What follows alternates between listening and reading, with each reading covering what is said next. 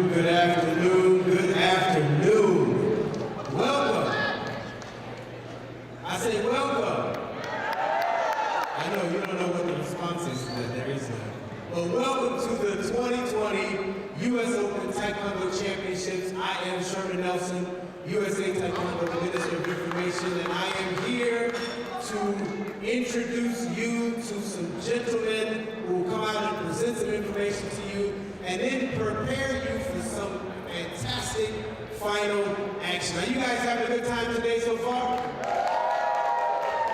Yes, great. Well, we are grateful to be here. We're glad to be in the amazing ESPN Wild World of Sports. Disney has been a fantastic experience thus far, and we expect it to continue. How many of you all have been to one of the parks already? Yes, good. You spent $10,000, didn't you? Yes, because that's what the parks cost. But they are worth it. The memories that you make there will last you a lifetime. And the memories that are made in this mat tonight will last a lifetime. Listen, I am not going to keep you long because we have someone special that I have been waiting for, and I know you are waiting for as well. But first up, I'm going to introduce a gentleman to you who was one of my role models.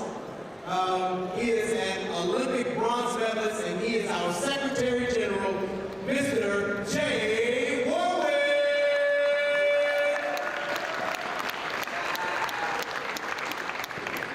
Good evening, ladies and gentlemen.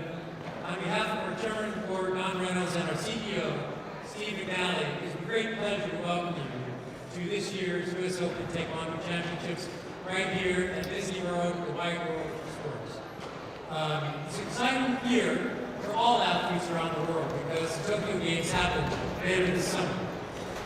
Many of the athletes that you see competing today and tomorrow will be representing their countries in those games. And of course, many of the athletes that you see competing Saturday and Sunday will have the hopes and dreams of representing their countries in the 2024 Paris Games and of course the 2028 LA Olympic Games right here in the USA.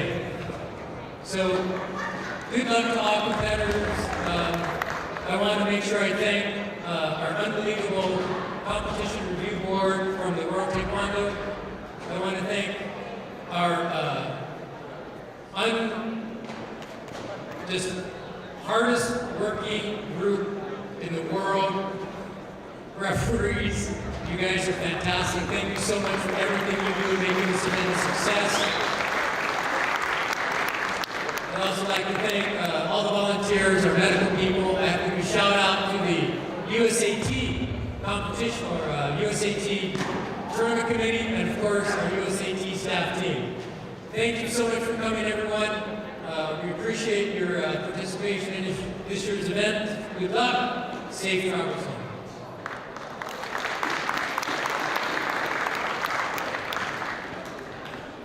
One more time for Mr. Jay Warwick. All right, now, this next gentleman that I'm going to present to you is the Chief Technical Delegate for World Taekwondo, but he is also a Howard University alum, and he is my senior, Mr. Anthony Ferguson.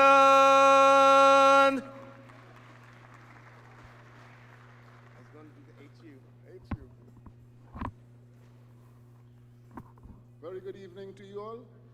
To the executive of the United States of America Taekwondo, to the distinguished referees, to a very good Commonwealth, not Commonwealth, but CSC from different parts of the world, Turkey, Singapore, Korea via the United States, or vice versa.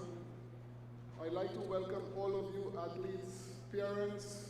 Welcome to this very distinguished US Open. I wish also to bring greetings on behalf of the President of the World Taekwondo, Dr. Chung Won-cho. This is a very important year for us because it is the year of the Olympics in Tokyo, so that we look very forward to that. But in addition to that, Taekwondo is much more than just a sport. Taekwondo, as the President always says, is an instrument of peace, and we are working very We have been recognized internationally by a number of very important bodies, the United Nations, the IOC, the papacy. So the work that we do exceeds the boundaries of sports. So I am told that tonight, brevity is the watchword. I cannot say too much, but I hope that you all would enjoy all the activities that take place in the next few days. So thank you for coming, and we look forward to very mutual kind of gathering, mutual respect, mutual enjoyment. Have a good night.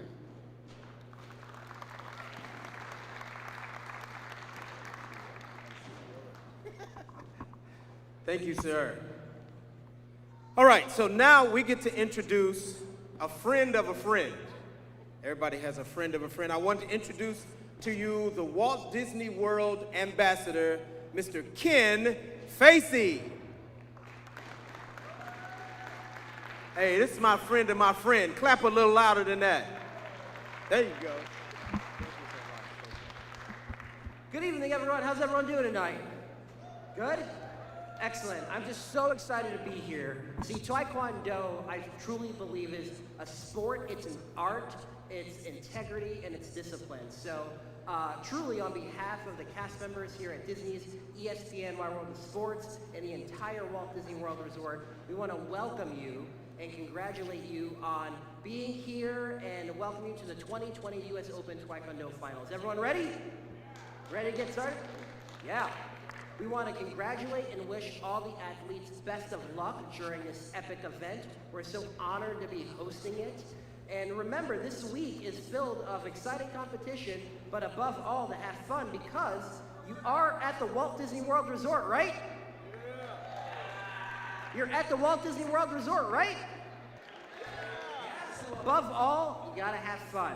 And speaking of having fun, I know somebody who knows a thing or two about having fun and embraces integrity, discipline, and of course, the art of Taekwondo. So please join me in welcoming my friend Mickey Mouse!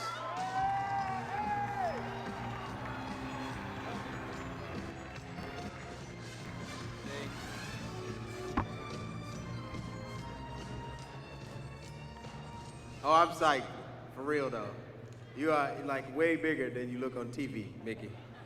All right, so USA Taekwondo is proud of this moment. And in this moment, we are going to present the honorary rank of First Dan Black Belt to none other than Mickey Mouse.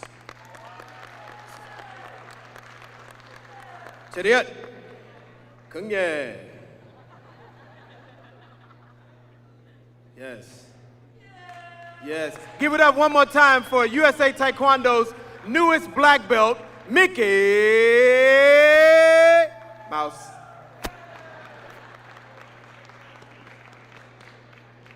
Awesome, awesome. Thank you, guys. Thank you, ladies and gentlemen. Thank you, thank you, thank you, thank you, thank you. Now, Mickey will be available at 6 o'clock p.m. right behind the VIP area for a meet and greet. So if you want, you can go, take photographs, all that neat kind of stuff. All right? All right, now, I would like for everyone to please rise. Gentlemen, please remove your hats. To officially kick off this auspicious event, we will have the playing of our national anthem. And to do that, we will have none other than Aaron Stratton.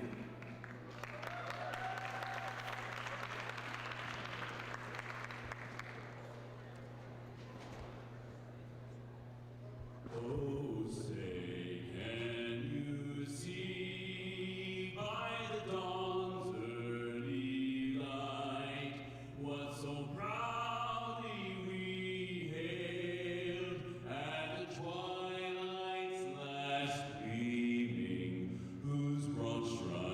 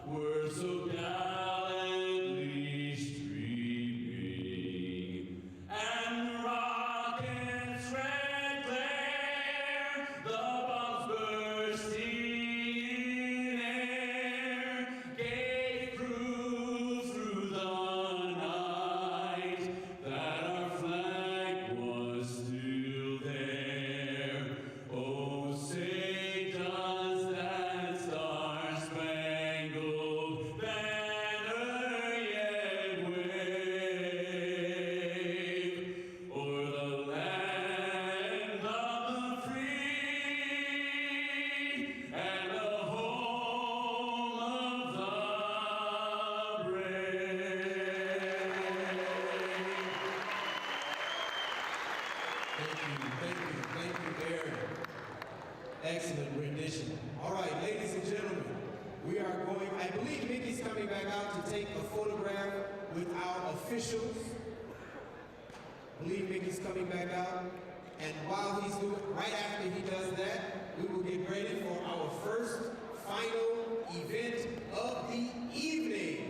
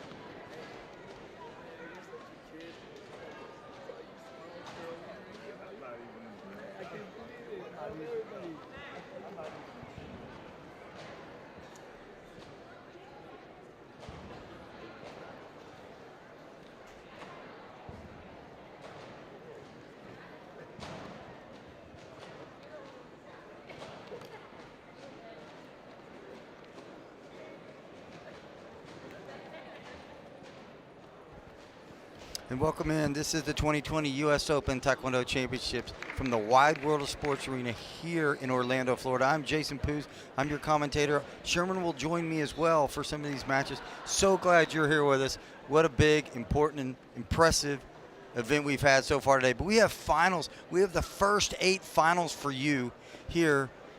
This first 8. This is a G2 event, so we're going to go through and give you the athletes. We're going to give you some of their accomplishments, but more than that, we're going to give you the finals, their matches. So Sherman's going to introduce our players here on the microphone shortly. We're going to start with our first one, give you a little bit of the rundown of what's going to go on this evening. We're going to start with the women's under 53 kilogram category between Tijana Bogdanovic and Naja Tesic. Tijana is from Serbia. Naja is from Canada. So that is match number 1. On deck, you will see Sharif Salim from Hungary via California, and you'll see Melvi Alvarez from Team USA. So our first 2 matches coming up shortly. Again, I'm Jason Poos. I'm your commentator. You're chopping it up with Jason and Sherman here at the 2020 U.S. Open Taekwondo Championships here in Orlando, Florida. An amazing setup here we have here in Orlando. This ESPN Wild World of Sports Arena, first class. We got first class competition for you as well. Coach Dragan Jovic sitting out on the thing, ready to go.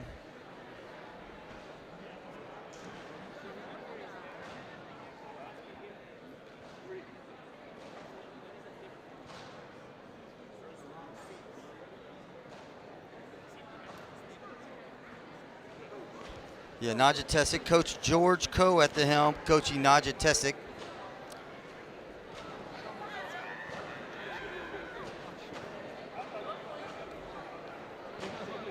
On the other side, it is Dragan Jovic. Dragan Jovic is a Serbian national team coach.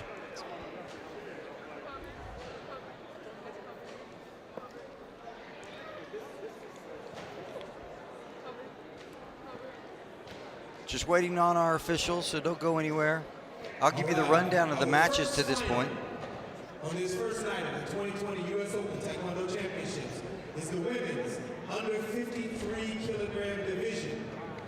In blue, from Serbia, Tijana Bogdanovic. And in red, from Canada, Nadia.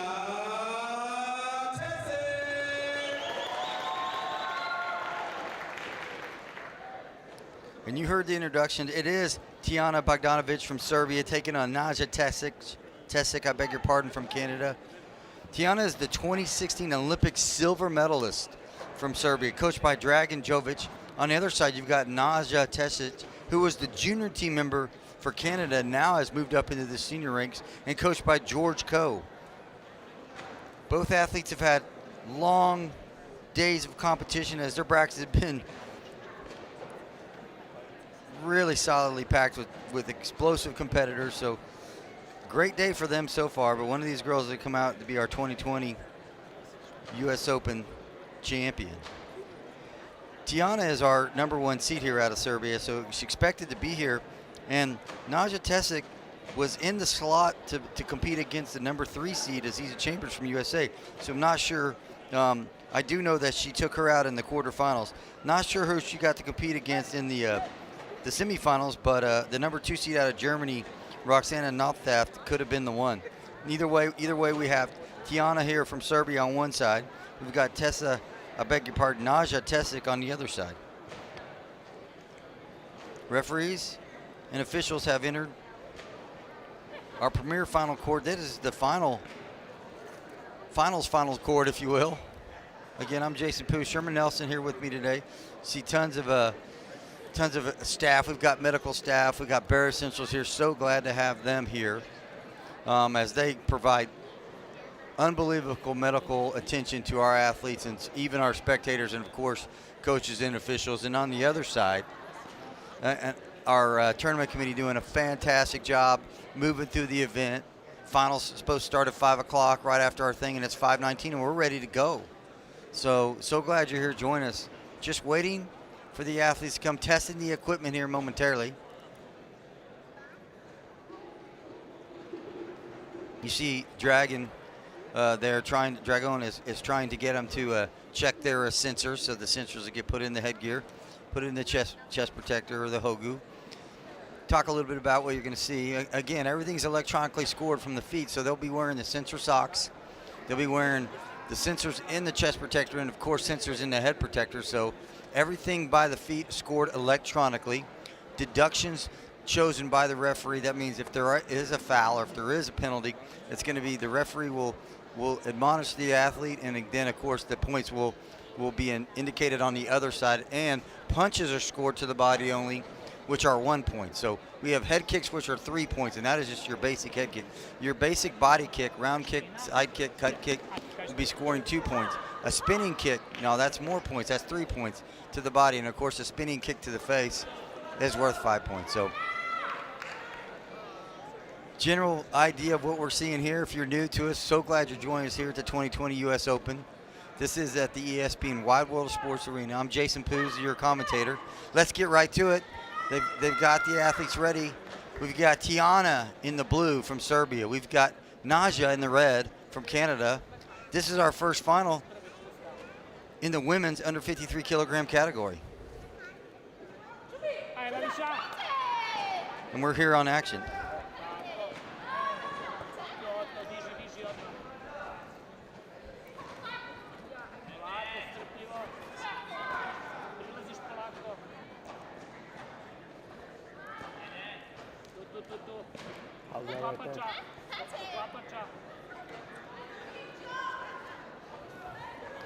Yeah, good action right off the bat. Tijana, one of the taller players for this 53 category, and the Canadian girl, Naja, is even bigger. So great height, great length of leg, good cutting, good flipping action here.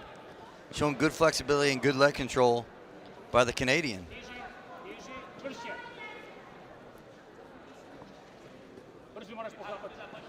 Ton of experience by the athlete from Serbia. She's been in, like I told you, the Olympic silver medalist from 2016, but just competed in the World Championships multiple times for their country.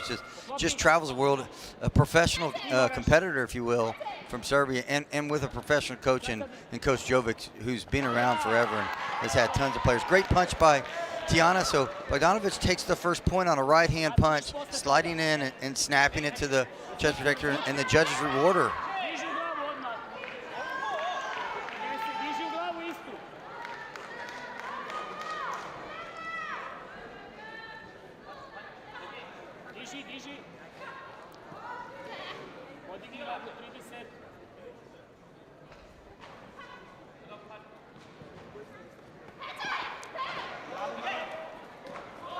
Good pressure by Naja. Doing a good job of, and then there comes the left leg over the shoulder. So nice trading of kicks there in the pocket, but Tiana finds her left leg over the shoulder, scores the round kick to head to take a 4-0 lead over Tessic from Canada. Just a few seconds left here in the first round. This is the final. This is the first final on day one, so we got you covered 4 days of competition, so you don't go anywhere. You stay with us. Glad you're here with us. Dado, using the Dado system here for the chest protector and the hip protector, so really appreciate their fine work and their excellent equipment, as well as Tusaw, who's setting the standard with great apparel and great equipment as well. So 2 great sponsors here for the 2020 U.S. Open. We've got other sponsors, and we'll get you those sponsors as well. So you can see Coach George Coe going through what he feels like needs to be done, making some adjustments here. Got to watch George Coe coach earlier throughout the day, and just really understands the game, really knows how to make adjustments, but more than that, really knows exactly what he needs to tell his players, and they're always engaged when he's talking to them. On the other side, you have a coach who's coached an Olympic gold medalist, coached an Olympic silver medalist, so Dragon's been in this position many times, so he feels comfortable telling his player what to do, and not just that, but making adjustments. So round 2, Tiana in the blue from Serbia, Naja in the red from Canada, and this is the under 53 kilogram category finals.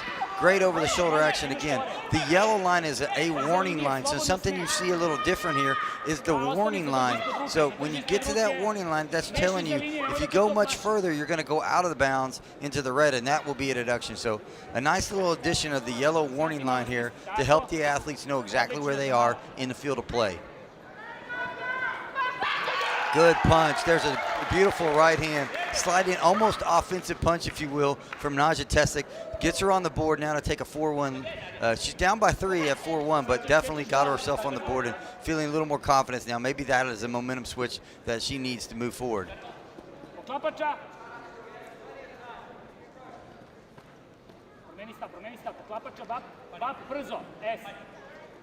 You can hear the coaches in the background. Dragon speaking Serbian to his player.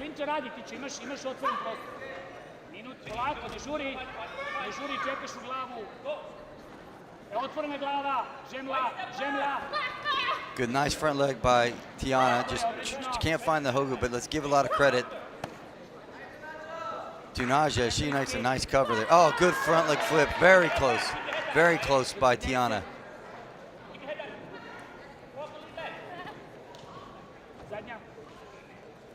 36 seconds here now just add 30 seconds or so, and a good punch, and they score the punch. So well executed, well timed, and well earned punch by Bogdanovic, and a body shot scores as well. So now she's taking it up to 7-1. She will take a deduction for falling, and back to action. So at 7-2, 26 seconds left here in the second round of this under 53 kilogram final between Tiana in the blue, Naja in the red.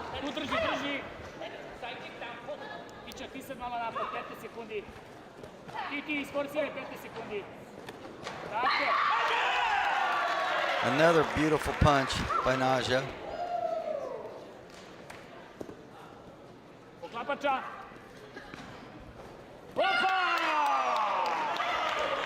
And answer back.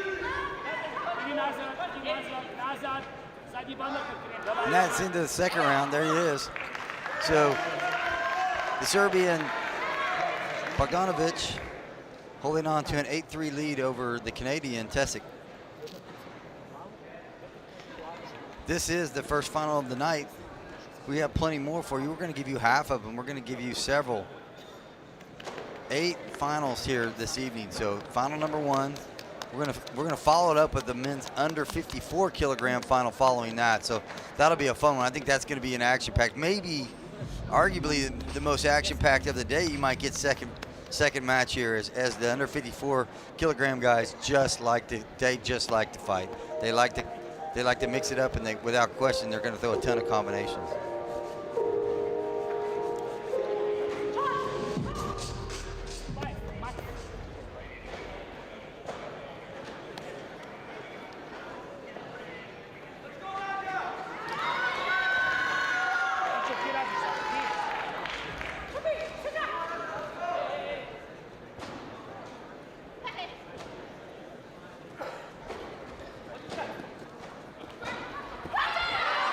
Beautiful axe kick by Bogdanovich. Takes it right up, catches it on the shoulder, has the leg control and flexibility to raise it up and score to the headgear. Just perfect execution by Tijana from Serbia. 11-3 now, so in control a little bit as she's extended. That's a nice try. Tesic doing a good job of putting the pressure back on Tijana right after the head kick points, trying to get those back as fast as possible as she's running out of time here with about a minute and a half left in the third round of this final.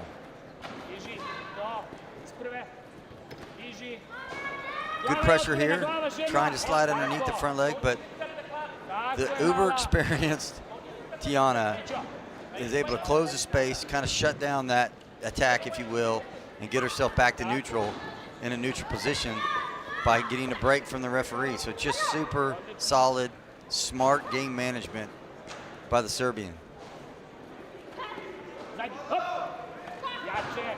Good little back leg off the line rounds kick.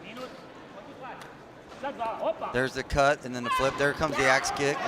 Here comes, oh, beautiful defense. Great interior defense by Tijana as she's able to shut down that inside kick and that over the shoulder like looping crescent kick. So again, just super solid defense by a super solid Olympic medalist.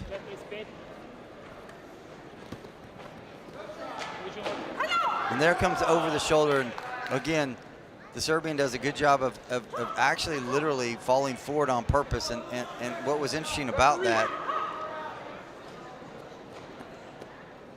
was she tried to duck herself out of the way and felt like she was pulled down. So this is a good, interesting challenge by Coach Dragan Jovic, as Coach Jovic is going to try to challenge the fact that his player didn't do anything wrong. So instead of it being 11-4 at that point, the deduction would go on the other side. We're going to get a good view here. I'm going to watch it here with you here on the replay. We've got a great staff here at USA Taekwondo, and so we're going to get you some highlights of it right here. Let's see. So the arms up. This is early.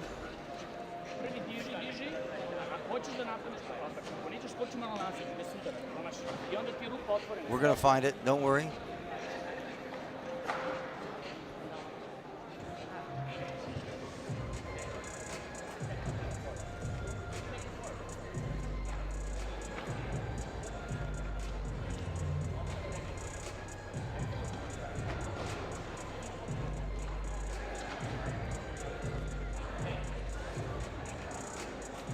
And Coach George Coe just giving some solid instruction here to his player.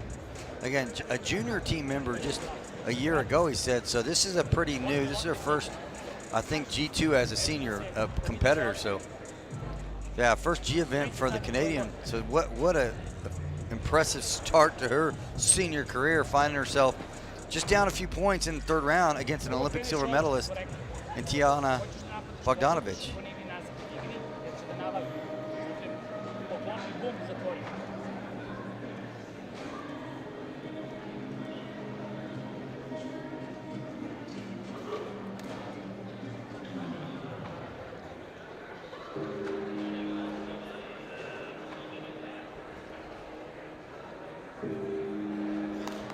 And loses the challenge, so it's going to stay exactly the way it was. We're going to get back to action momentarily. At 40 seconds left here in the third round. Down by 7. Tesic's going to have to get busy, score some points here pretty quickly and try to turn the tide. With just at 30 seconds left here. And there it is. There's the turn tide kick, the left leg high arcing axe kick that clears the guard of Bogdanovich and scores to make it 11-7. So this is anybody's match at this point. The moment not too big for Naja Tesic as she's found herself back in this match.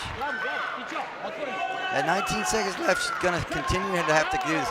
Beautiful job by Bogdanovich. She scores to the head. Does give up a body shot here late, though. So interesting now as it's getting a little bit dicey late. Doing a good job of hanging in, but gets pushed out. She's going to have a 4-point lead. 5.3 seconds left. A 4-point lead. Will do a good job of watching the spin kick here, watching the head kick, scores to the body in the meantime. So the lunging Tesic's going to get herself caught. Great try with the spin hook.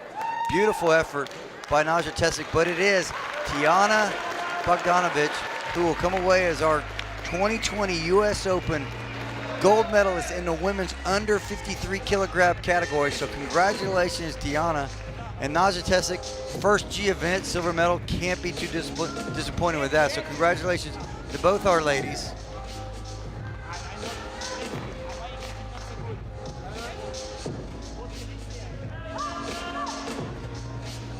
So we're going to get an interview.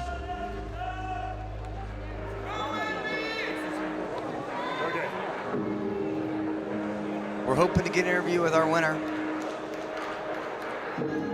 and champion here in the women's under 53 kilogram division. That is Tiana Bogdanovic from Serbia.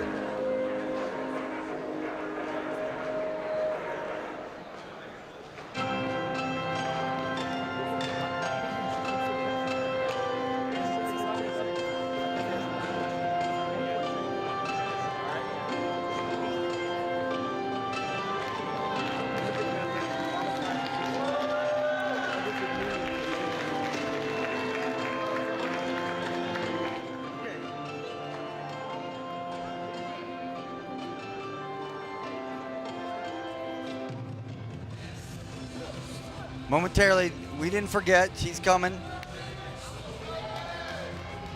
Removing the chest protector, removing the head protector. Let's take it out to my partner Sherman with our champion, Tiana Bogdanovic. Here with our under 53 kilogram gold medalist, Tiana Bogdanovic. Can we give it up for her, please? An Olympic medalist, already qualified for the 2020 games. What does it mean to you to win this big event? So now I'm very happy because we are collecting points for Olympic Games in Tokyo 2020. So this is really important tournament, and I have really tough fights with good fighters. So I'm thankful also for my coach and all the tactics, and for all the people from Serbia who are there. And I want to wish good luck to other athletes. All right, give it up one more time for our medalists. Thank you.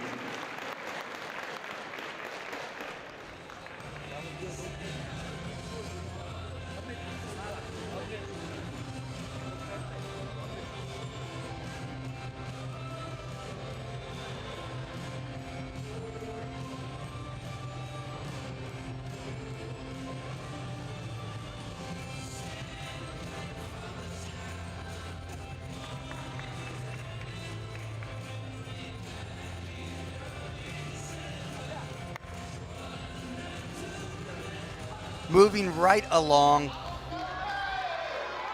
next final in the men's under 54 kilogram division in blue from Hungary, Sharif Salim. And in red from the USA,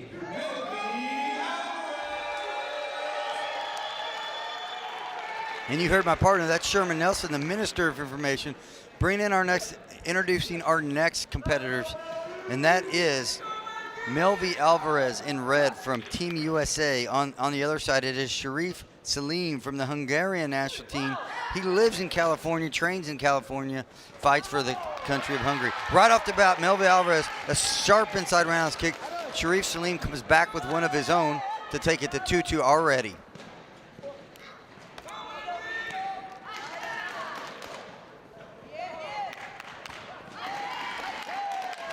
Good job by Sharif Salim finding that. Oh, and a beautiful little sliding cut. Great punch though, but he slid into punch and he found the range with a little inside roundhouse kick. There comes Melvi Alvarez with another punch. And Melvi Alvarez is going to fight for 3 rounds. There's no question about it. This guy has a lot of activity in him, a lot of physical play. But Sharif Salim has scored 20 plus points all day long. So he has found the range, found it early and found it often. Great punch by Salim there. So it's going to be a great match by two guys that probably know each other well. But Alvarez on the attack, but in the meantime, he's losing his cover and finds the inside there. Just strong right leg. Good switch out. Right leg inside roundhouse kick by Alvarez from USA. So 9-6, Sharif Salim from Hungary over Melvi Alvarez of USA.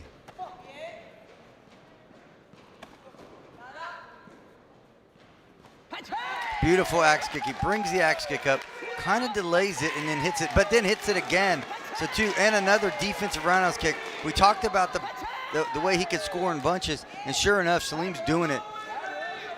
8 straight unanswered points by Salim to take a 17-6 lead.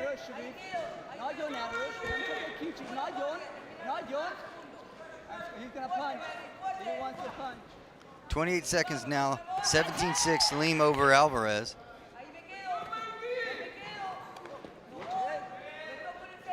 And this is the men's under 54 kilogram division.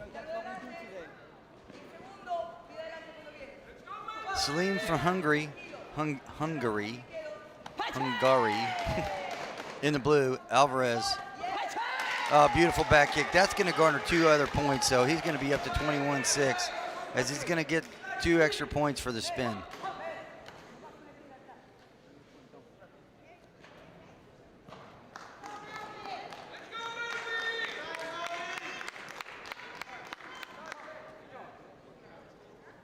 Yeah, good job by the referees. They see that the 2 points, they came out a little bit out of sync, but they're coming up. So at 21-6, Salim doing what he's done all day long, which is score 20-plus points every match.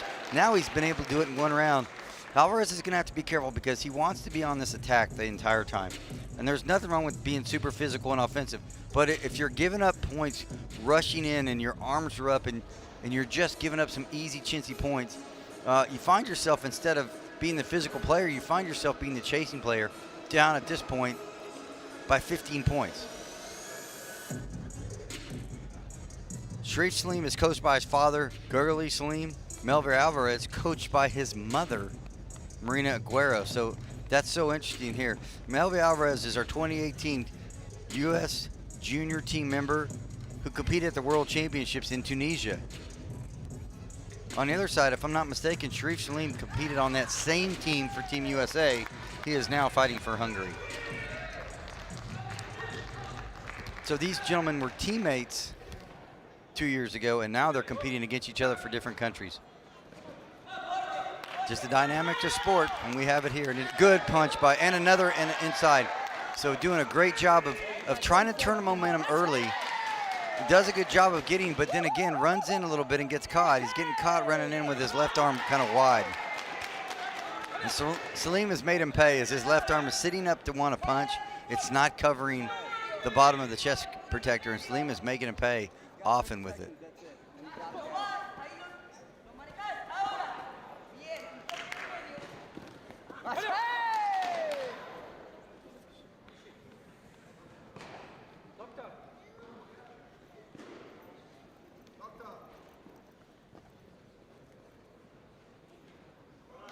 Yeah, a little bit of injury here for Alvarez. He's dinged up just a bit.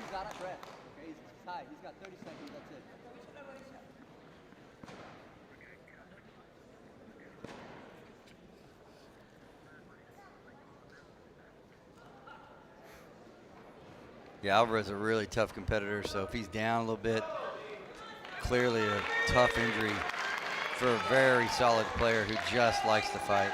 Again, back to action, 1:27 left here in the second round. This is the men's under 54 kilogram final. It's Alvarez in the red from USA. It's Salim in the blue from Hungary. And another score by Alvarez, but there's an answer for Salim. Good, the cover is better from Alvarez, and it's showing up with him not giving up easy points here. Just doing a better job of covering. I like the snapping cut, doing a good job kind of trying to weather that storm. He's got to watch keeping his arm up because there the arm was up again, and Salim makes him pay. He's looking for the punch.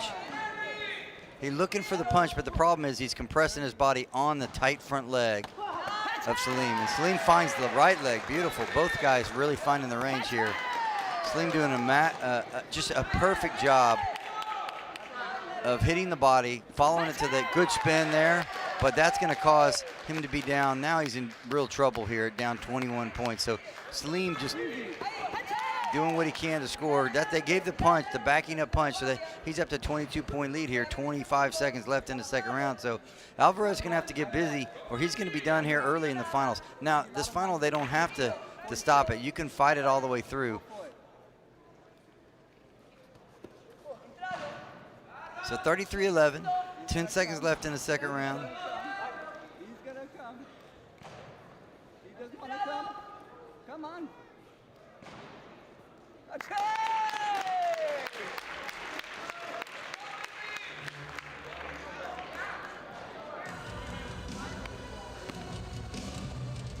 So it looks like we're going to have more taekwondo. They don't have to stop it in the finals.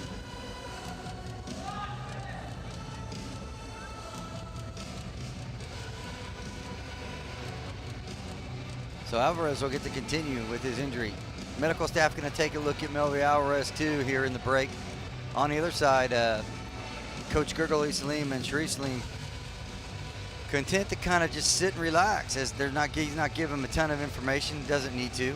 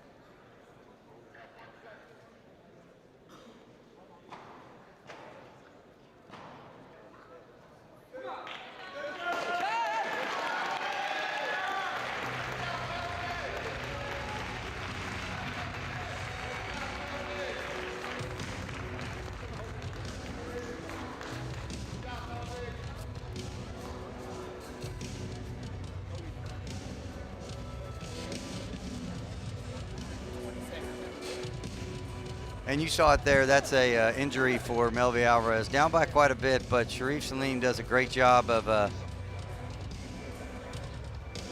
winning that competition there. So Sherman's going to interview our winner, Sharif Salim from Hungary.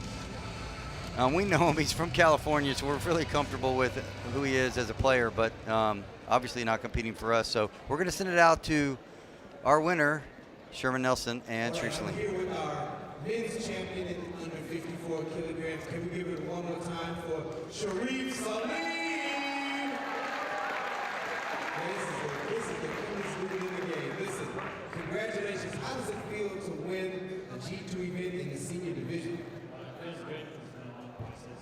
We were trying to see our first year, and I'm just glad I was able to come out here and show what I was made. Show what I was made of. You showed us, man. Congratulations. Can we give it up one more time for the man, the myth, the legend, Sharif Salim?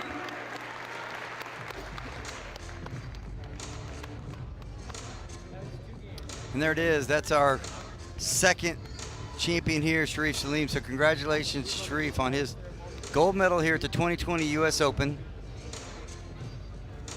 And Melvi Alvarez for a silver medal from Team USA. Congratulations to you, Melvi, as well. Well done, but it's all Sharif Salim as he handled his business early and often. First round, 20-plus points in the first round, so well done by him. We have some results to give to you as we've seen our two matches here, and so I'm going to give them to you. Here you're going to be seeing on the podiums here momentarily. So we had our women's under 53 kilogram category. You saw Tiana Bogdanovic take the gold medal over Naja Tesic, but now I'm going to give you the bronze medal as well. That is Carolina Araújo from Brazil and Roxana Nothaft from Germany. So we've got Serbia 1, Canada 2, Brazil 3, and Germany number 4. That's our medalist for the women's under 53. The under 54 category starts with, you saw him just a moment ago win handily. That's all right, we want to Salim. present the medals for our female under 53 kilogram division. From Germany, Roxana Nothaft. From Brazil, Carolina Araújo. From Canada, Nadia Tesic. And your gold medalist from Serbia, Tiana Bogdanovic. Presenting the award will be the Chief Technical Delegate, Anthony Ferguson.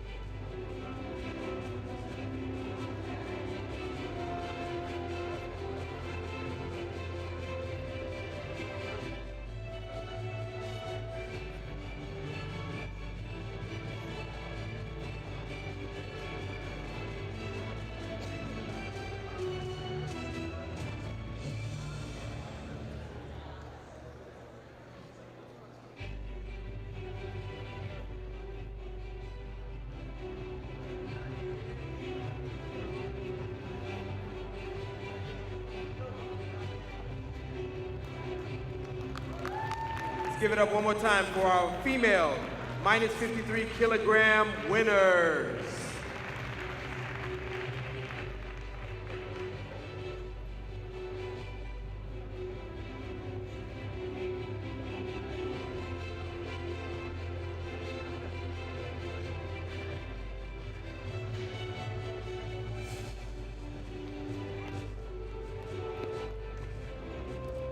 And in the men's minus 54 kilogram division, from the USA, Omar Ortiz.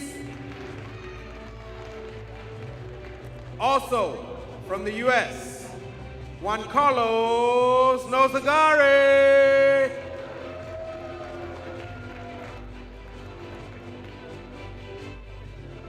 From the US, Melvi Alvarez.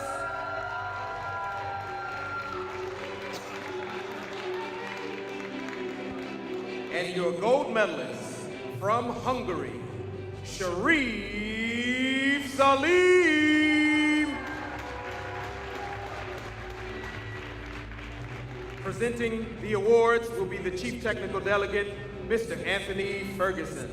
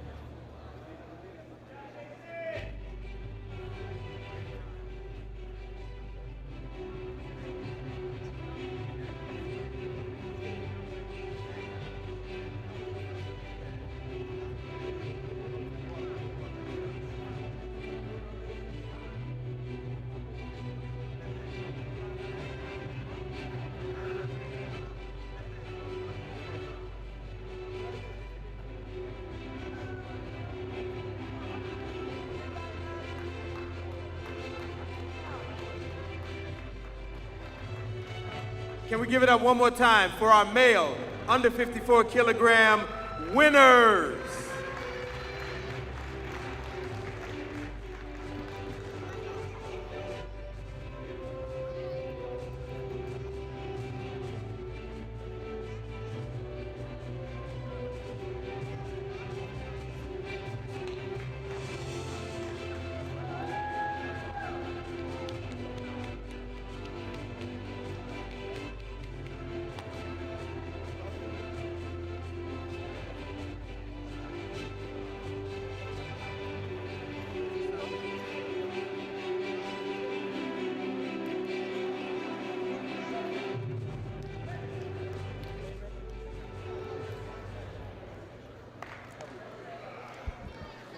Welcome back. You saw our medalists. Congratulations to the medalists here at the 2020 U.S. Open in the women's under 53 kilogram category and the men's under 54 kilogram category. Wonderful job by these athletes. Great day of competition for them. As we're getting the next match set up, let's talk about who we have coming up. We have in the blue the number 1 seed, Ashley Crayveld from Canada. And the number 2 seed, Faith Dillon. Let's take it out. Our announcer's going to be coming soon with our next one. Here we go. Let's take it out to Sherman with our announcement of our next finalist.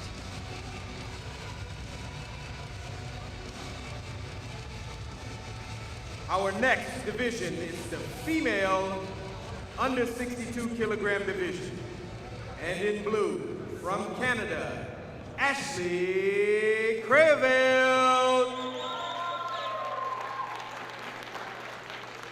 And in red, from the USA, Faith Dillon. And our finalists are ready to go. You heard Sherman, let's get through it. It's Ashley Crayveld, the 1 seed, taking on Faith Dillon from the USA Academy team. Ashley Crayveld is from Canada, and she's from Black Belt World Canada Academy. Ashley is coached by Carla Bacco. On the other side, it's Coach Gareth Brown from the USA Academy team.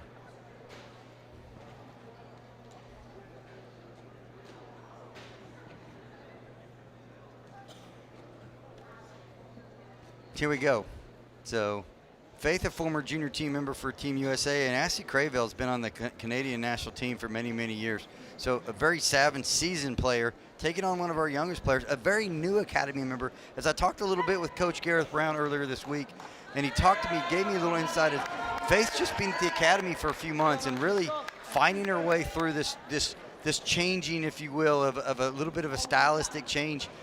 And it's benefited her greatly here. Here we are, action right off the bat. This is the women's under 62 kilogram category. Ashley Crayville from Canada in the blue, Faith Dillon from Team USA, the academy team in red.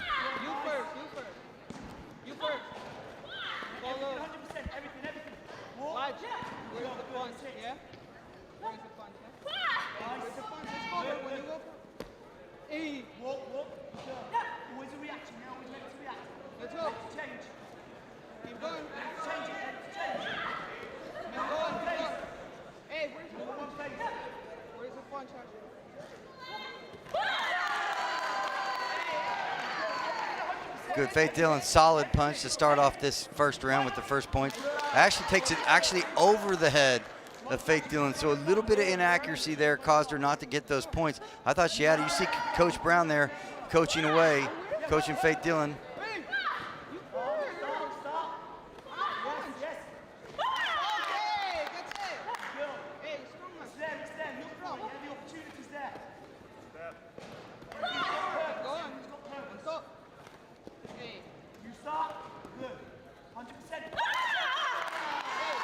And another good punch by Faith Dillon. So finding the range with the punch, and the judges are absolutely liking her punch. She's getting a good inside left leg roundhouse kick. It's a great cover, interior defense, solid by Crayville. There's a third punch, and 3 points to come. And there's an inside body shot. So Faith Dillon, 3 punches, follows it with the inside body shot with the left leg and takes a 5-0 lead over the 1 seed from Canada, Crayville. And there's a good punch by Crayville. So she answers 3 punches with one of her own.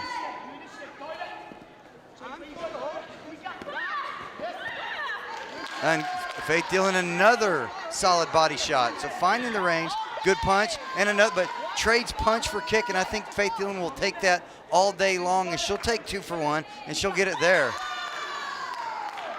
This brings up another, so doing a good job of using Crayfeld's pressure and attacking to her benefit in scoring on the attack. So does it again with another punch. So Faith Dillon doing everything right here in the first round of this final under 62 kilogram final, but against the number 1 seed Crayville. The aggressive nature of Crayville here has actually hurt her because she's had a hard time getting to Faith Dillon, but when she has, the problem is she's had her arm up a little bit, looking maybe to answer punch for punch. And sure enough, she doesn't get the points, but she gets scored on. So as you're watching what I'm watching, you're seeing a little coaching going on by Carla Vaca, who's been coaching a long time here at the US Open and also for Team Canada. So she knows what to do. She'll make some adjustments. They'll come out with a little bit of adjusted game plan here for round number 2. Again, this is the under 62 kilogram final between Ashley Crayville of Canada and Faith Dillon of the USA Academy team.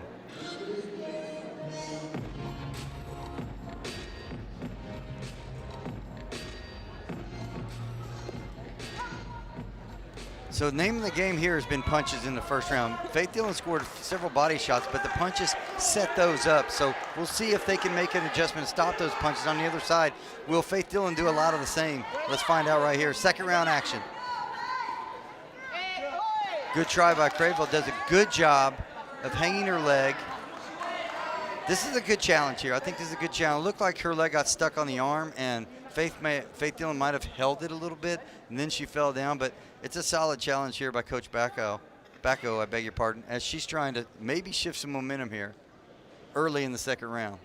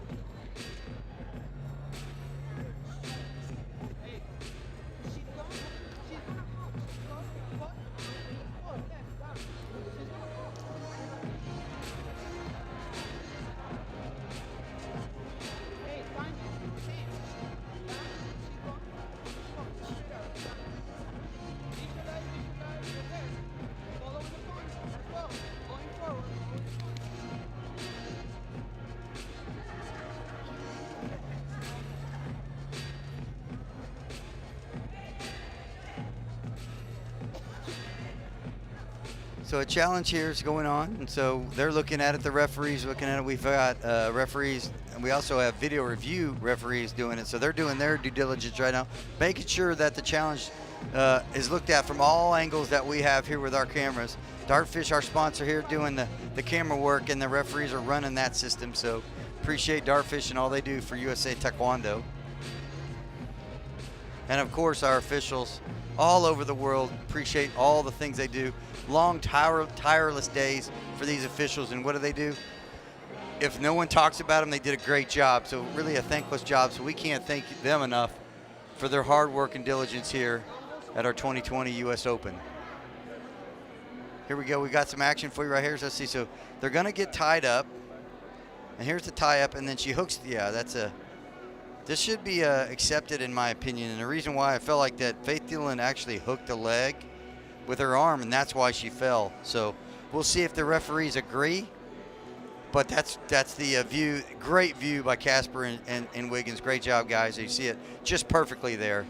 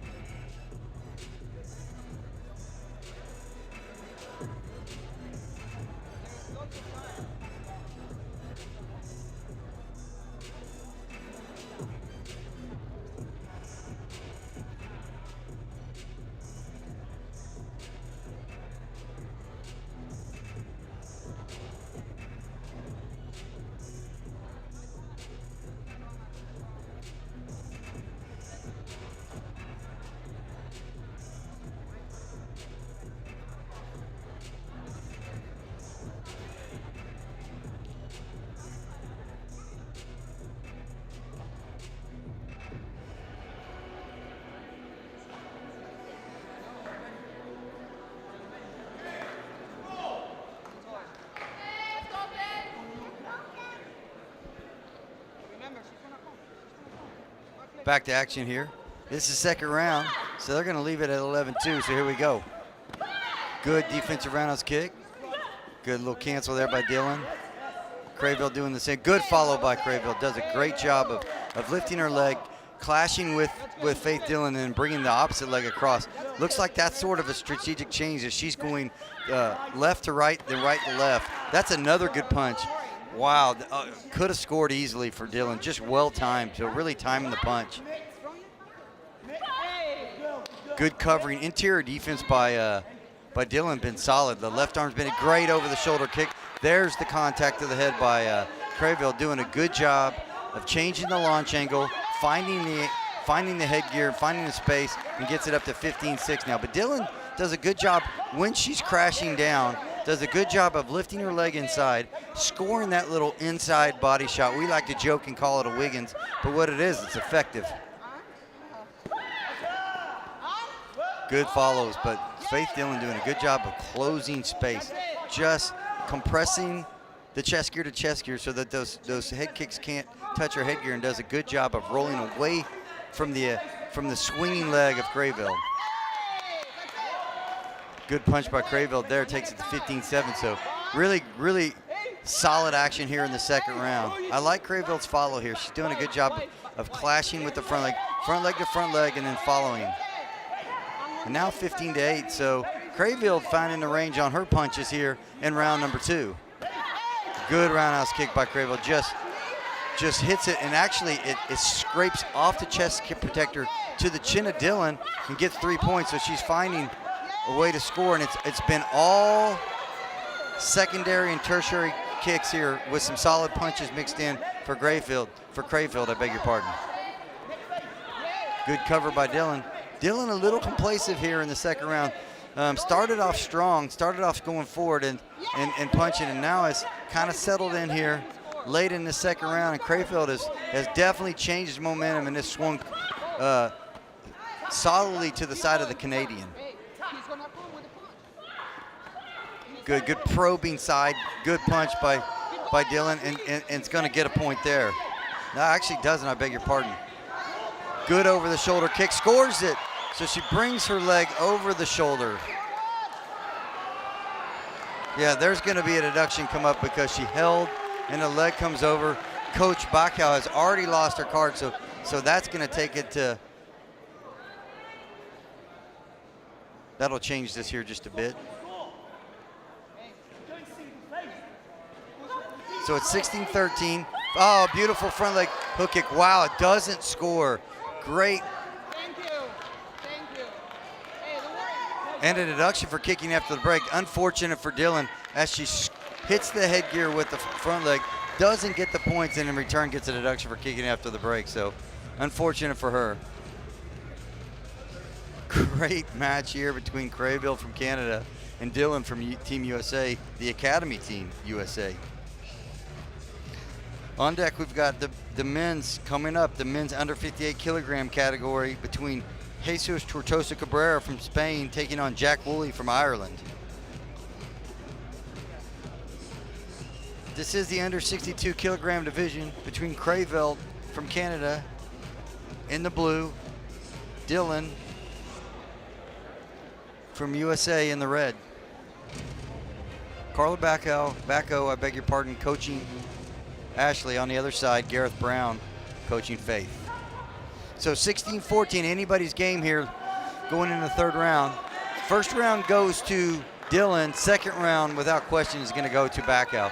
I beg your pardon, to Crayville. So let's see what happens here in the third round. This is the 2020 US Open finals of the women's under 62 kilogram category. Good snapping cut there, good little stab cut.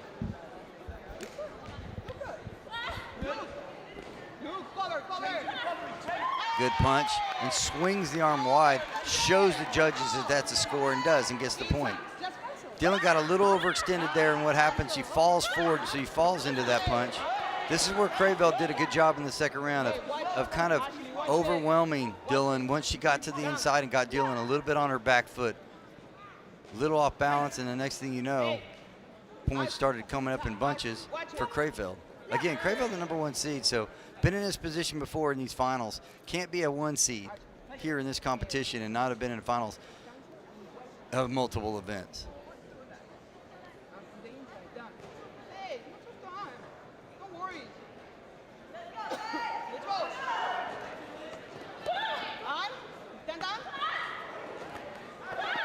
Oh, both players, the head kick comes up for one, the body kick comes up for the other, and we're at 18 all, 120 left. Those inside roundhouse kicks are starting to work for Crayville. Dylan doing a good job of covering that left leg defensive roundhouse kick as she's trying to flip her left leg over the shoulder, the right shoulder of Crayville. Faith Dylan, another defensive cut kick. Good job scoring. Both players punch. It's just solid taekwondo here. Love watching this. These girls are really going at it. It's fun. Really fun. Just under a minute left here. This is the third round. Good punch. So we're third round action. 1 point separates both players and a kick after the break. So she's going to score the punch, but she's going to lose a deduction for kicking after Faith Dylan trying to score inside.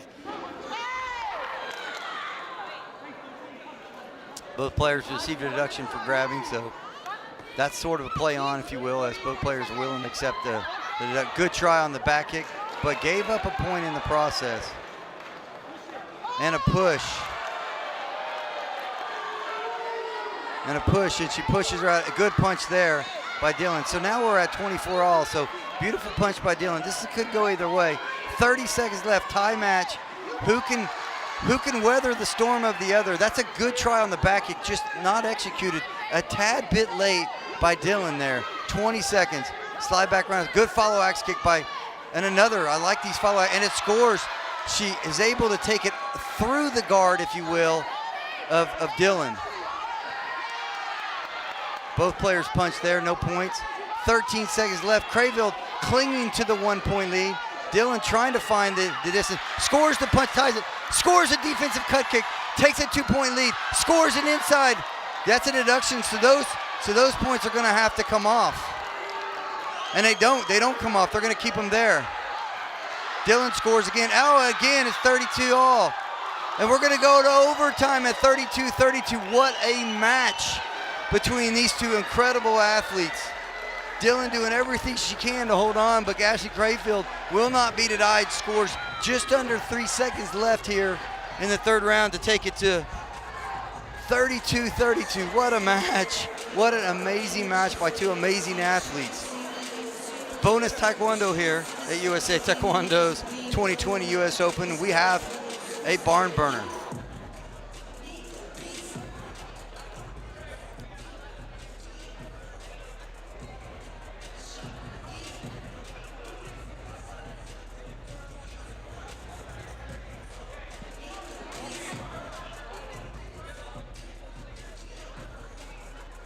So it's going to come down to, can Faith Dillon hit that little inside roundhouse kick, or inside, I beg your pardon, stabbing cut kick, when Crayfield uses her aggressive nature, because that's been her best 2-point scoring option. On the other side, can Crayfield hit the head, because she hit it off in their late second and third round action. So Crayfield's going to do a little defense here, looking for the follow kick. There it is, and Crayfield scores to win it all. So Crayfield from Canada takes the championship here. Both players kick, and sure enough, Crayfield's gonna get it. Could have gone either way. Beautiful job by Ashley Crayfield. On the other side, Faith Dillon, what a job she did here today. Beautiful job she did here today. Comes away with the silver medal, but it is Ashley Crayfield from Canada who takes the gold here at the 2020 US Open International Taekwondo Championships.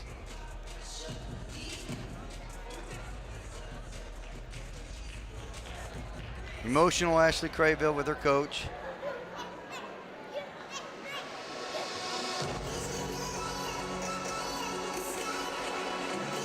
It's going to be hard to top that one the rest of the day, but we'll see if we can do it. We've got plenty more finals for you here in day one.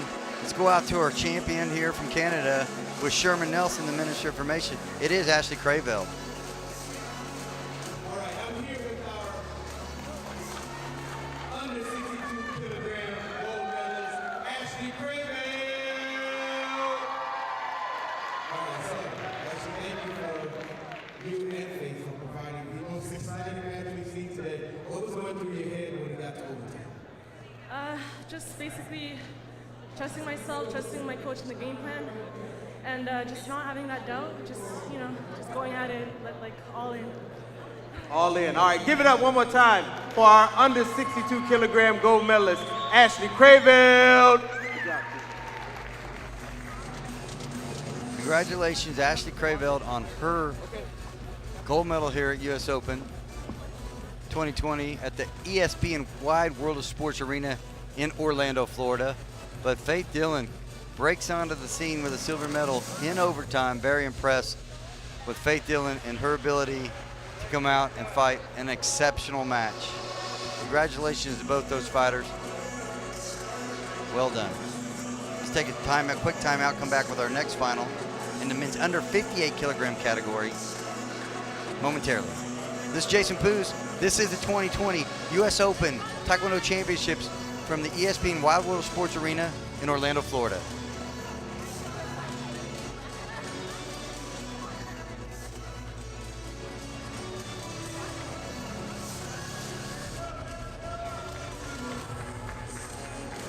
All right, our next matchup in men's minus 58. In blue, from Spain, Tortosa Cabrera.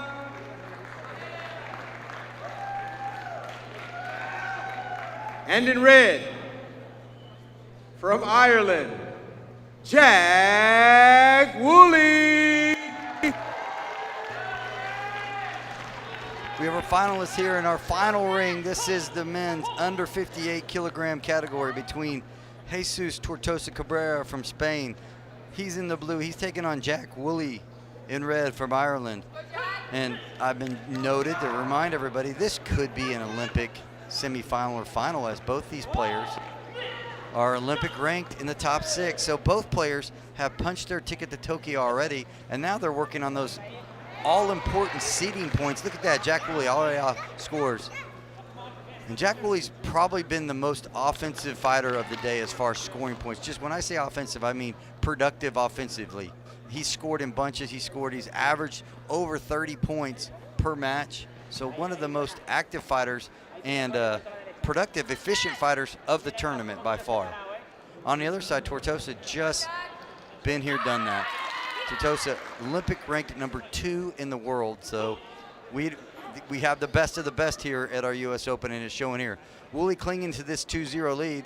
Here comes Tortosa with a nice axe kick there. So we're going to call them Jesus and Jack. Good punch by Jesus. Doesn't score, but shows that he can close the space. Both really long-legged fighters, really tall fighters for this under 58 kilogram category. And again, that is the trend. That is how this game has gone. These guys are 6 foot tall, minus 58 kilograms, so just even taller than 6 foot, I think, in Jesus' case. Just a minute here gone by here in the first round of this under 68. There it is. Tortosa scores. So Jesus Tortosa Cabrera scores quickly with his snapping left leg to the body. So it'll be, and there's Woolley comes back with a right leg over the shoulder axe kick.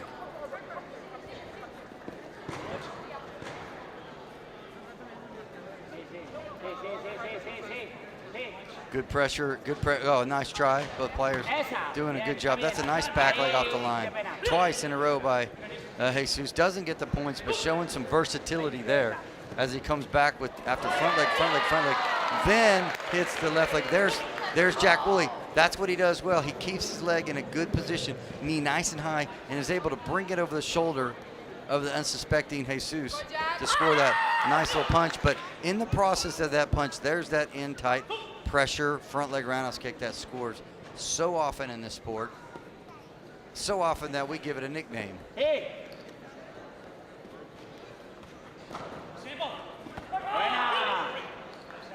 5 seconds left here. First round of the men's under 58 kilogram final.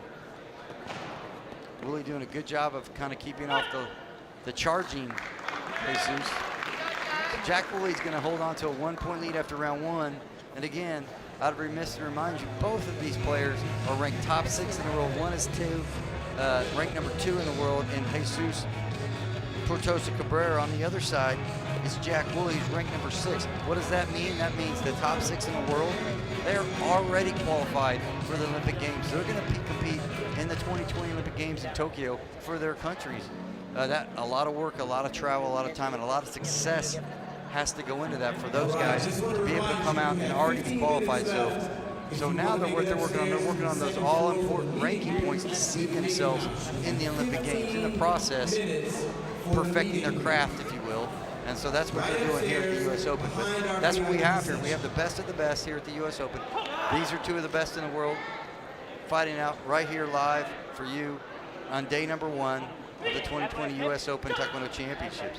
Here it is, back to action, round number 2, 5-4 Jack over Jesus.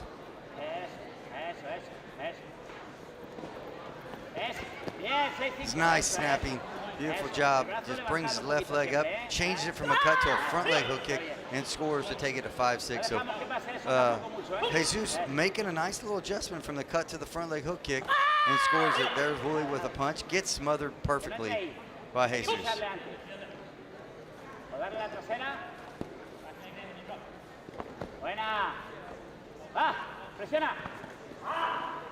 Again, good attacking, good pressure, and a good aggressive nature for Jesus here in round number 2.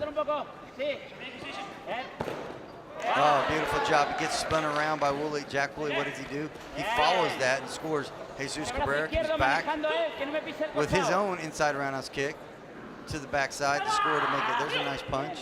Doesn't score. 1 minute, 12 seconds here. Round number 2 of this minus 58 kilogram final. Tries to jump and punch a little bit, and I think the judges are going to not typically give that punch as you're in the air when you're scoring it, so it couldn't be grounded. That time's a little different. It is grounded, but again, smothered smartly by the experienced Jesus. Oh, 2 beautiful shots in a row. Brings the left leg up, scores and touches the axe kick, keeps his leg in place, swipes it over and scores to take a 6-point lead. So the first time Jack Woolley's been in a little bit of trouble all day long, and it comes here in the final against the experienced Spanish player, Jesus. There's a little front leg jumping roundhouse kick that he tried again. Didn't get it this time, but it's worked well for him all of his matches throughout the day. These guys have been fighting all day long. Sometimes you don't get to see their bet. There's Jack Woolley, skip up, axe kick, scores to the head, and gets a deduction for knocking down Jesus. So now he's got himself right back, just down by 2.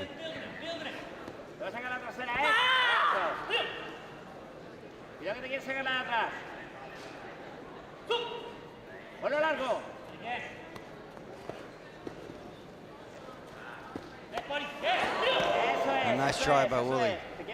So Jack Woolley looking for that head kick, doesn't get it, will take the deduction for falling, but a pretty nice gamble. One that I think I would take all the time, because if he hits that, he's going to get 3 points and only lose 1. If he doesn't, he's just down 1. He's got a long way to go in this game. Does a good job of continuing to keep that leg moving, whether he's moving it forward a little bit with a cut kick or changing the launch angle and moving it up over the top.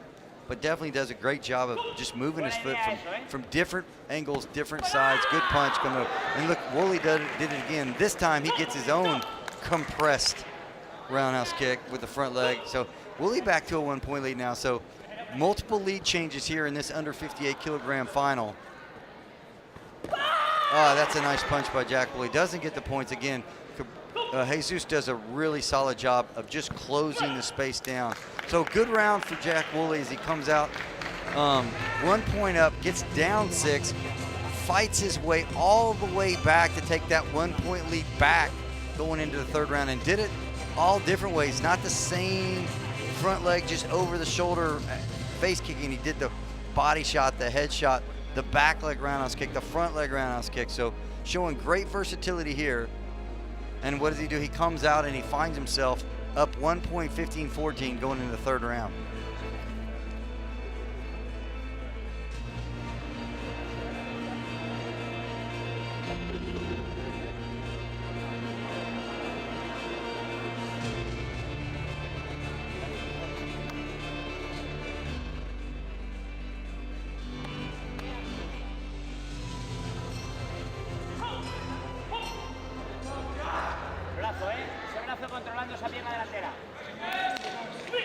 Third round, Jack Woolley in the red from Ireland with a 1-point lead over Jesus Tortosa Cabrera. Now takes a 3-point lead from Spain. So Cabrera in the blue from Spain. Nice little snapping. Woolley doing a great job of snapping his leg over and over again. Nice follow with the back leg. So Jack Woolley really changing. Does a good job going into his 2nd phase and tries to score there. Nice little inside roundhouse kick. Jesus does a good job of changing his feet midstream, does a little switch foot roundhouse kick. What is that? That really saves a lot of distance and finds the target. 19-16, Woolley. Oh, there's a swinging right leg that comes over and around and scores. And that's probably one of the most trendy techniques, is a swinging. You swing your leg wide enough so you can get the sensor with a little more pop on there. Doesn't have to be turned over, as there's a sensor there in the front toe. So those guys are swinging their leg wide and getting enough pop to score. Beautiful, there's that skip up, and he's done it twice now. Once offensively, now that one happens defensively. So does a great job of lifting his leg, clashing with the Tortosa, and keeping his balance and showing the athleticism to wrap his leg high and over the top and hit the head. The difference in the match has been those 2 kicks. Really has been here late in the 2nd round and now mid-3rd round. But Jesus does a good job of weathering the storm, gets one back right there with a snapping front leg side kick or hook kick. Hard for me to tell. Oh, there's an axe kick. Good job by Tortosa. Tortosa does a good job. Jesus Tortosa Cabrera does a good job of kicking in tight for such a tall guy. Really tall, but has really good leg control and can pull his leg in tight and score. Sí, sí, por encima. Cuidado, no te tires con la derecha. Claro, bien, quieto ahí.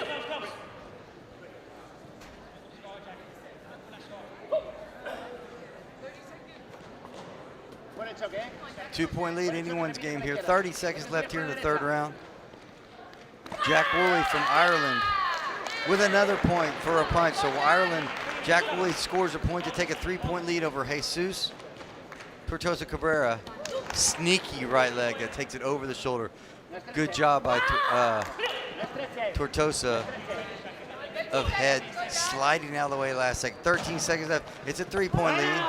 There's a nice punch. And that's a big punch with 9.9 seconds left because one body shot, which he's been able to use that front leg effectively and score it often. Scores it there. Oh, we're going to overtime again. Beautiful job. I thought that punch was going to be huge, and it was, because the 2-point lead is so much different than the 3-point lead. Under 10 seconds. Scored the punch to work himself back to the 2-point lead. What does he do? He finds the chest protector late inside 5 seconds and ties the match up to take it to overtime. So really anyone's game here in the US Open. Both players, again, 25-25. So we followed up a great women's under 62 kilogram final with this fantastic under 58 kilogram men's final. Bonus taekwondo here is we have the golden point or the sudden death round. We're going to call it golden point. Next point is going to win, and I beg your pardon, it really isn't a golden point. It should say points, as 2 points will win the match, 2 or 3 points win the match. So 1-point punch will not, or 1-point deduction will not. So who can score first?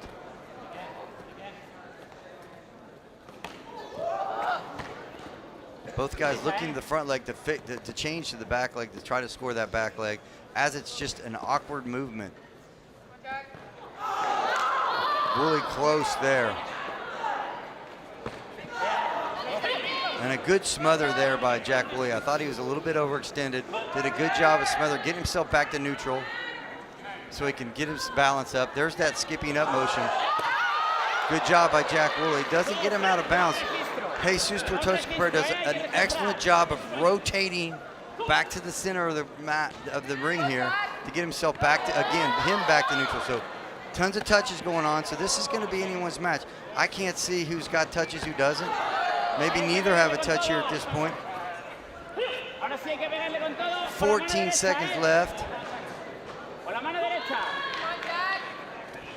Good snapping cut. They got a touch there. So Woolley gets himself a touch. He might have the lead here. And again, I don't know that for sure. Woolley scores the defensive cut kick, and he's going to win the match. Jack Woolley, your champion from Ireland, wins in overtime with just under 7 seconds left here in the third round. So I beg your pardon, in overtime. So congratulations, Jack Woolley from Ireland takes the 2020 US Open title here in the men's under 58 kilogram division. What an amazing match there. Following up match after match. Great job, Jesus Tortosa Cabrera. Nothing to hang his head about. He'll be back. He always is. He's headed to Tokyo. Congratulations. Could have gone either way, and the coach smiling as he knows that could have gone either way. We all know that if you have any experience here, so congratulations to Jesus. But it is Jack Woolley, our champion. Let's take it out to Sherman Nelson, the Minister of Information, with our champion, Jack Woolley. All right, I'm here with the winner of the under 58 kilogram division, Jack Woolley.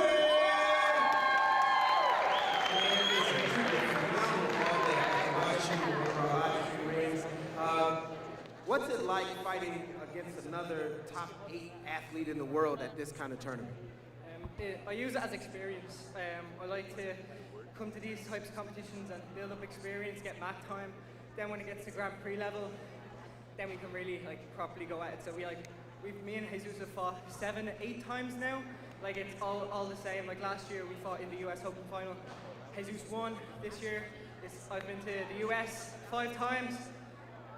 And I've never got gold, so this is my first gold at the US Open. Hey, congratulations. Jack got his first gold medal with you in the audience. Give it one more time for the under 58 kilogram gold medalist, Jack Woolley. Congratulations to Jack Woolley, our champion in the men's under 58 kilogram category. So well done with him. Again, you heard it as his first gold medal. We're going to take a short timeout, come back with another final. Don't go anywhere. This is the 2020 U.S. Open Taekwondo Championships from the ESPN Wide World of Sports Arena in Orlando, Florida.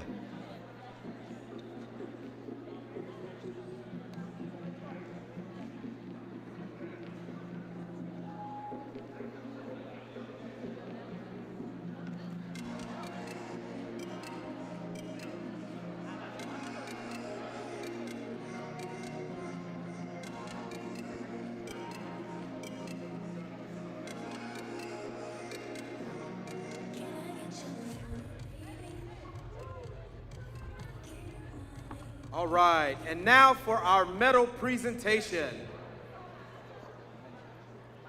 In our women's under 62 kilogram division, bronze medal goes to, from France, Clara Mayen.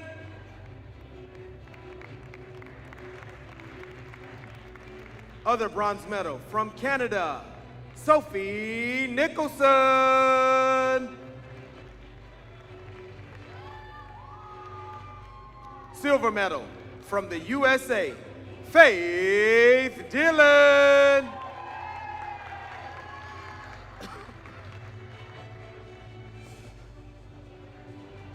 And your gold medalist from Canada, Ashley Crayville.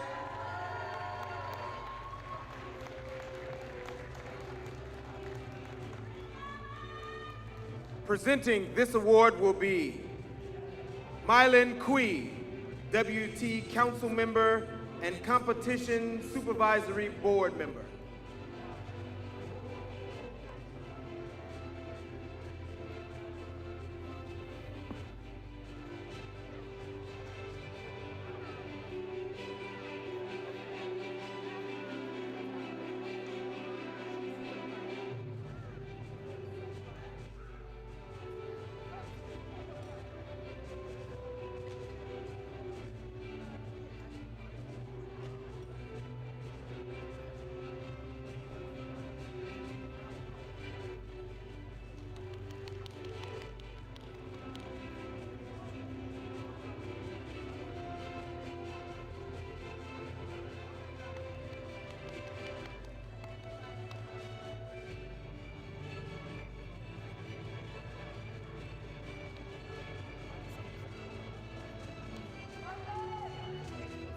Give it up one more time. Give it up one more time for our under 62 kilogram winners.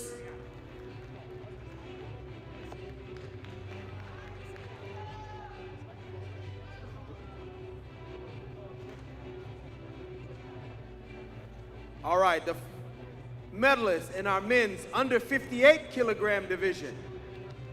Bronze medal from Sweden, Frederick Olsen.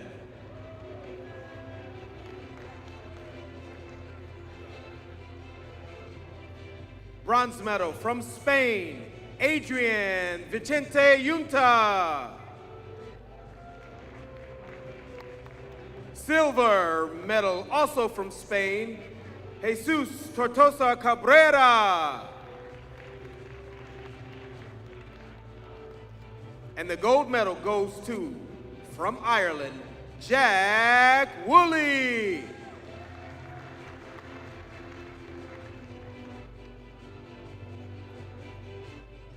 Presenting the awards again will be Milan Kui, WT Council Member and Competition Supervisory Board Member.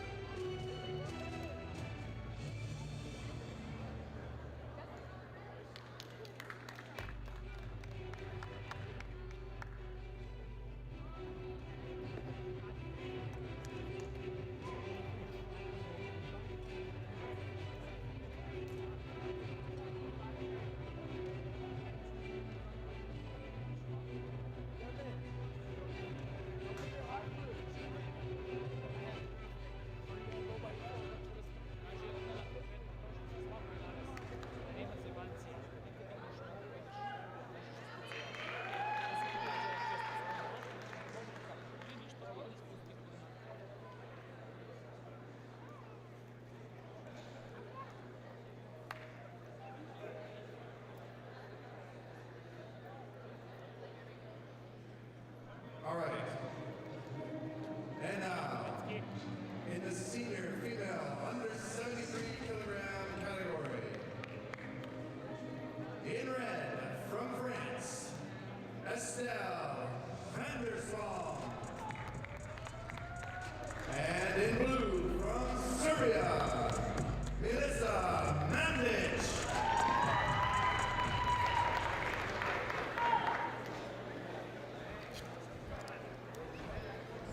And our under 73 kilogram female category finalists have entered the finals ring. It is Melissa Mandic from Serbia in the blue taking on Estelle Vanderswam from France in the red. Milica, know a little bit about her. She's a 2020 Olympic gold, I beg your pardon, a 2012 Olympic gold medalist and several times Serbian national team member and world championship medalist. On the other side, a relatively new under 73 kilogram athlete in Estella Vanderswam. Don't know a ton about her.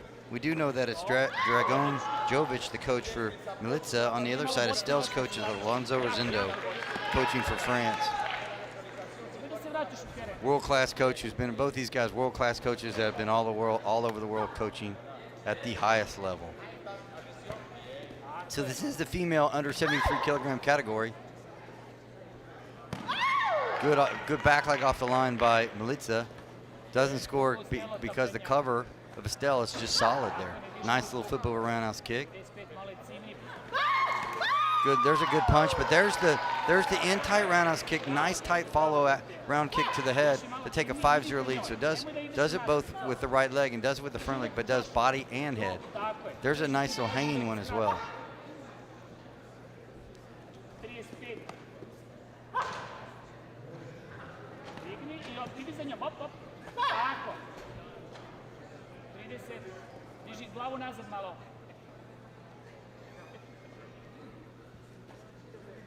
Sad stisni, nemoj da staješ, Mikice.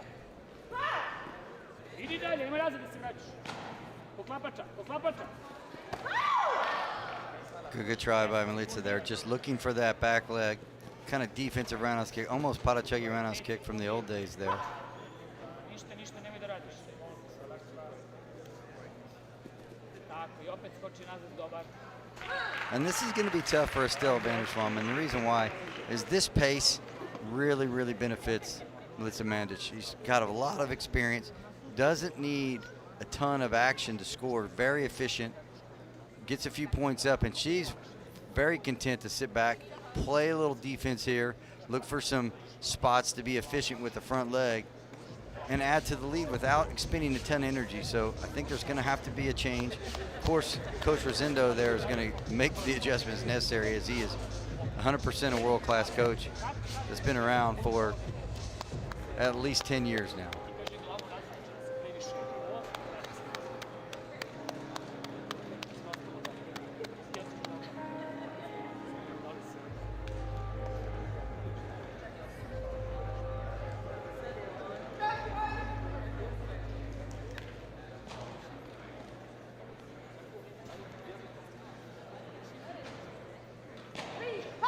Back to action. This is round number 2. This is the women's under 73 kilogram category. Final between Estelle Vanderswam of France taking on Milica Mandic from Serbia. 5-0.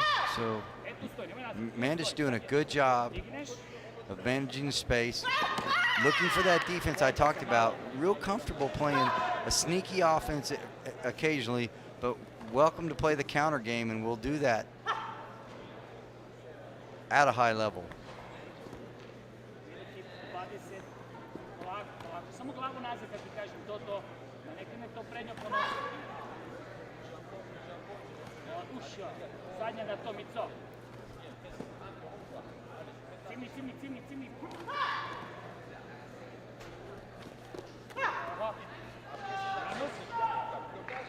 Gurni malo, pa onda poklapača.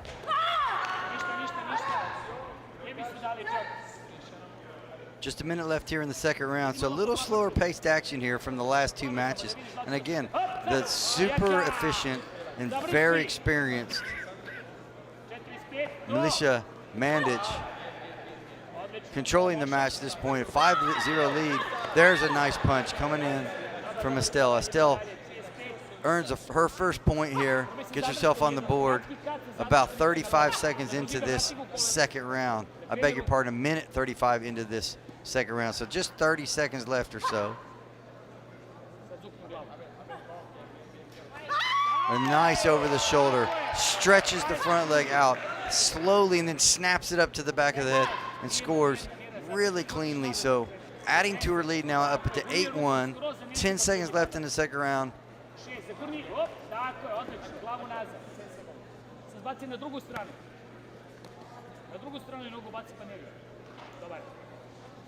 And that ends the second round.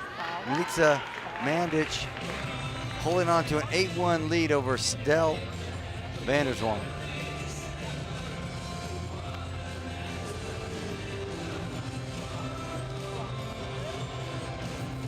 You see Coach Rosendo doling out information to the French fighter van der Zwam.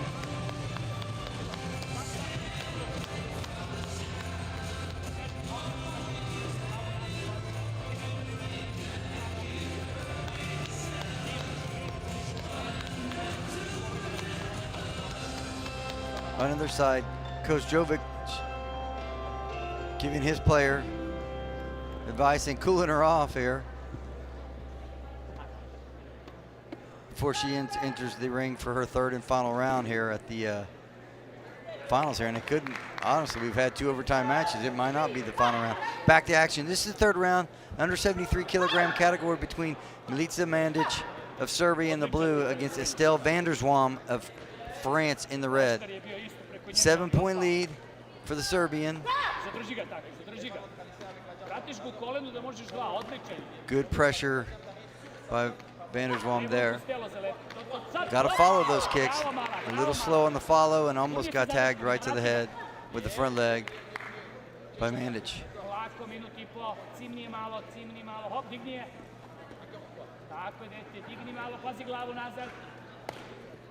Good slapping roundhouse kick, brought her leg right over the leg, slapped it to the chest protector. Punch there, smothered both players trying to punch. A deduction is going to be called for grabbing there, so that's going to take it to 8-2 now. So van der Zwam has scored a punch point and now a deduction point, and that's really all it's been. So Milica Mandic doing a great job of managing space, solid tight covering, and just engaging when she feels comfortable. There's that in-tight roundhouse kick that sits back and waits, compresses it on the charging van der Zwam and scores it. Oh, a beautiful front leg over the shoulder, does the body shot, lifts the leg to the face, 13-2 in firm control now. Nice stabbing cut that drives van der Zwam back, tries to bring her left leg over the shoulder there with a looping left leg axe kick.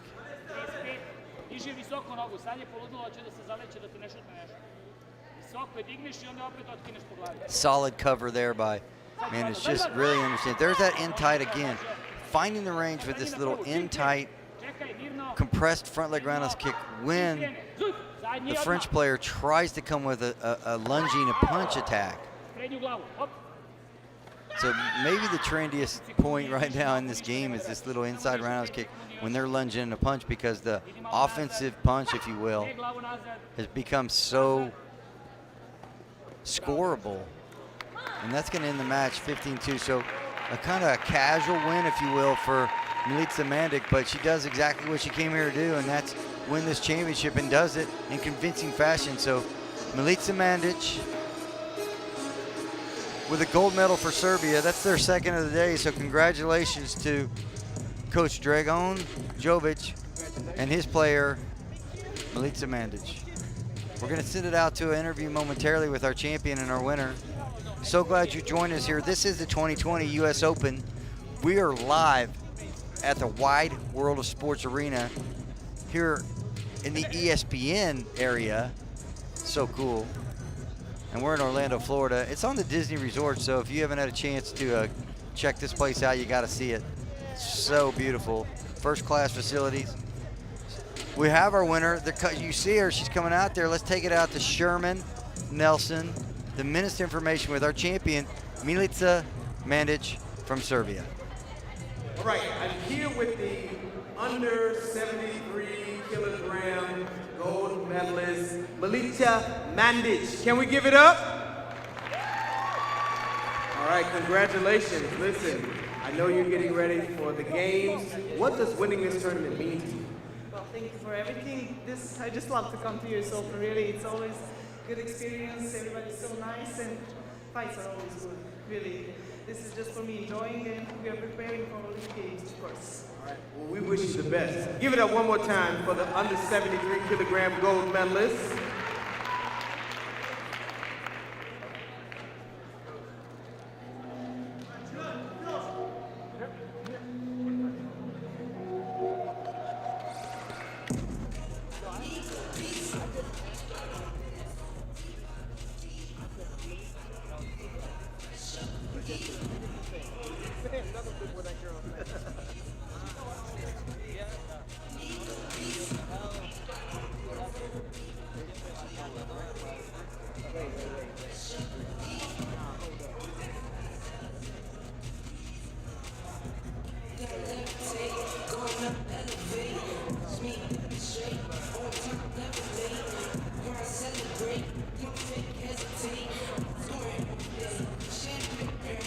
All right, our next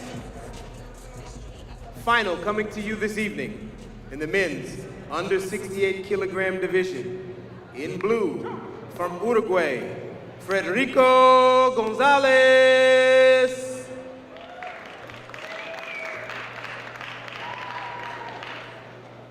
And in red, from France, Dylan Chelamutu.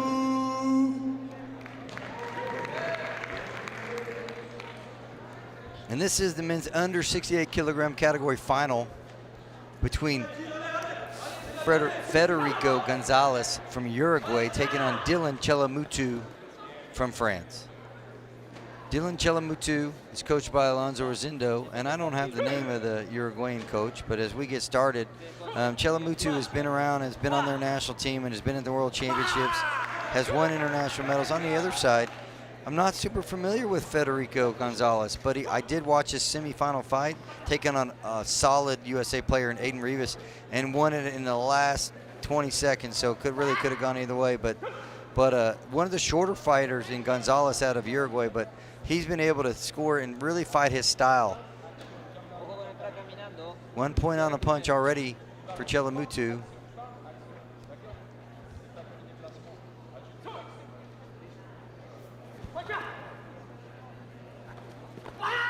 A nice punch there by Federico.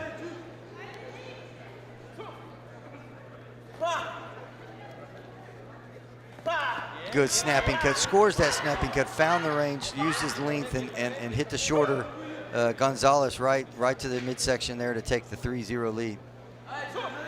So a nice stabbing cut. There's an inside roundhouse kick, doesn't get the points, does get the touch, but what does Federico Gonzalez do? He follows up with his right hand punch and scores one of his own. So now it is 3-1. So 1 point, one punch for each player. And there's a nice body shot. That's what he's done all day. I've got to watch a little bit of this newcomer Gonzalez compete throughout the day, and he's done a good job of finding his inside roundhouse kick on these taller players. He's one of the shortest players in the division. Hasn't bothered him a bit. He's been able to find his inside roundhouse kick and find that right hand punch, as you see right there. Uruguayan coach, I've seen him for a while here, so he's been around for a long time coaching in Uruguay. Good defensive roundhouse kick left leg by Chelamutu. Federico doing a nice job of trying to smother those inside kicks once he gets there. Both players content to let the referee break them.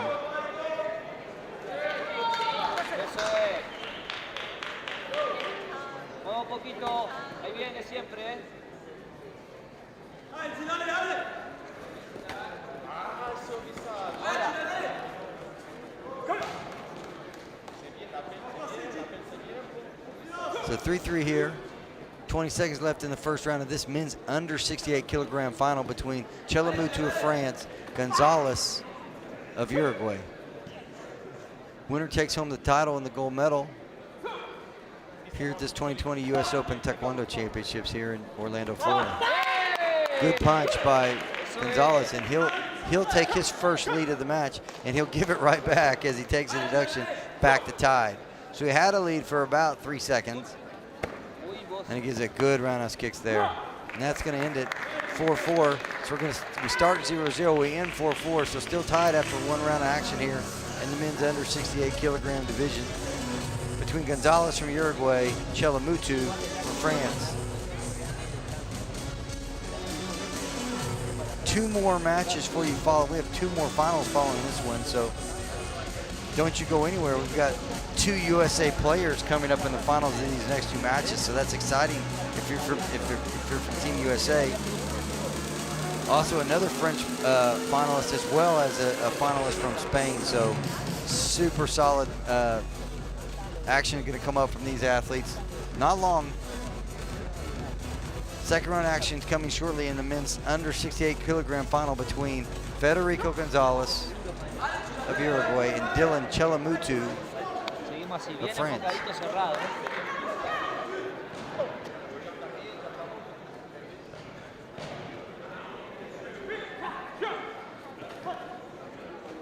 Round 2, here it is.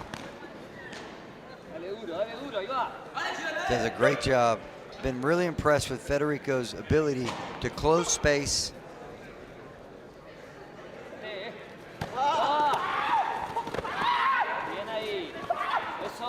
Good inside action here by both players, but the interior defense of Chelamutu was the difference in this. He covered out all of the double kicking, all of the inside roundhouse kicking, the multiple follows. And we're going to have a challenge. The challenge by the Uruguayan coach to see exactly what happened there. He feels like the head kick came after the Calio, and he could be right. It was kind of hard to tell. Action was really moving quickly there, so solid challenge here. I think it's one that's if you would call it a solid risk, it's definitely a good risk because that's a massive point swing there at 4 points.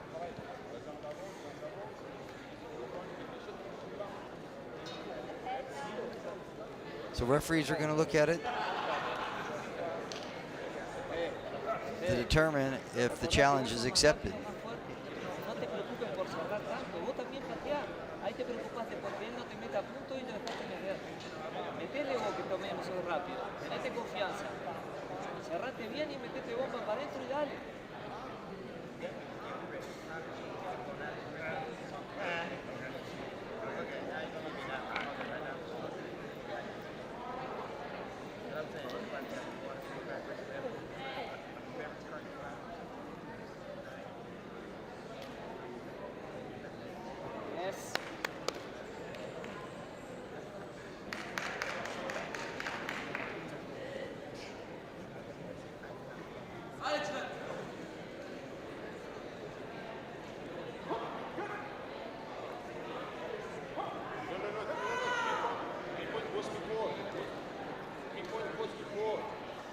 Yeah, so the challenge was accepted, so they're going to waive off the 3 points, and they're going to waive off the deduction and give a deduction as well. Now the coach for France is very confused and doesn't understand how this can happen. So he's got a challenge of his own on tap. He's going to see what happens.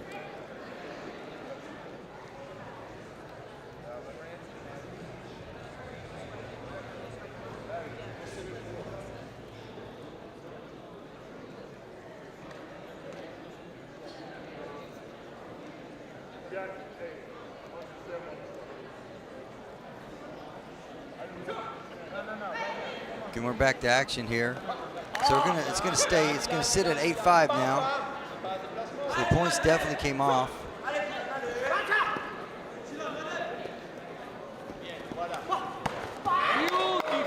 Nice try. Oh, good sliding cut kick, just caught the Uruguayan fighter a little bit off balance and definitely caught him sleeping there, but he did follow with a punch, so at 10-6, not a ton has changed. 4-point lead for Chelamutu from France.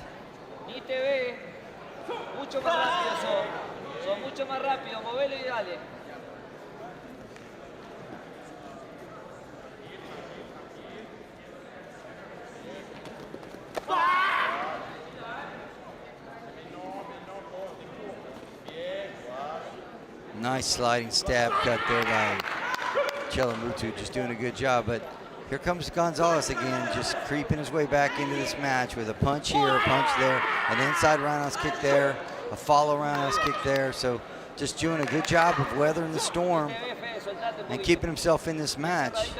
Only down 3 points. Good try on the turn, but Chelamutu's interior defense too good there. Cover's just too solid.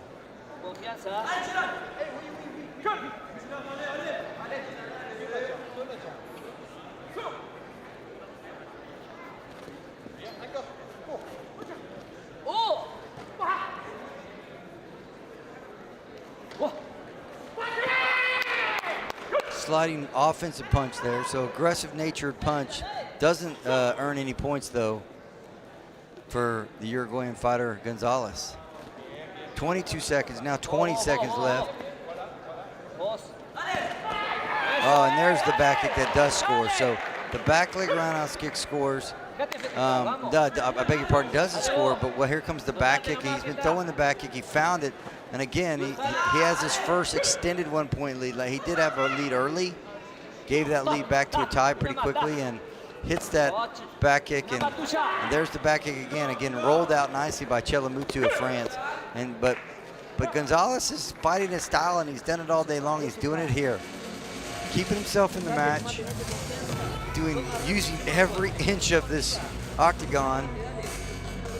Closing space when he needs to, looking for the inside roundhouse kick, and of course, the defensive back kick scores. He's thrown about 5. He finally hits one, and it does just the damage he needs to do to take a 1 point lead going into this third and final round. This will be the winner here, and of this will be the gold medalist or the champion of the 2020 U.S. Open. Great international ranking points at G2 tournament, and of course,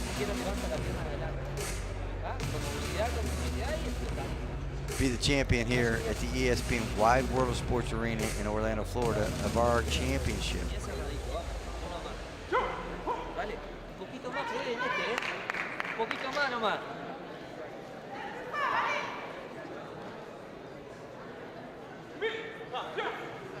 Good, round 3. Gonzalez holding on to 1 point lead over Chelamutu of France. Styles make fights, and that's exactly what this has been. This has been a stylistic matchup that's worked well to this point.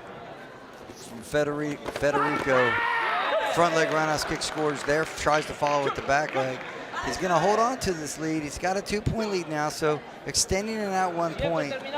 15 seconds left into the third round to take it 11-13. There's a good punch. Great job of Chelamutu sliding back and not letting him get full force punching power onto his chest protector.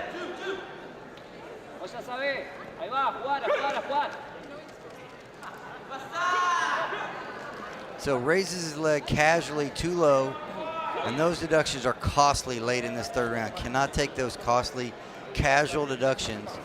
There's that defensive back. It got it tight, didn't quite get it, but what happened, Chelamutu did get his axe kick. So he brought it up, he got himself turned around, if you will, on that spin kick, got a little hung up, got a little bit off balance and scored, but comes back and scores his punch. So the difference in this match so far right now to me is that casual deduction midway through this third round.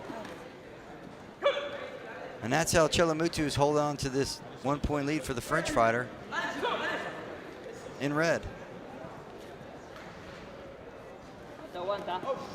Looking for the punch, clearly, is Gonzalez out of Uruguay.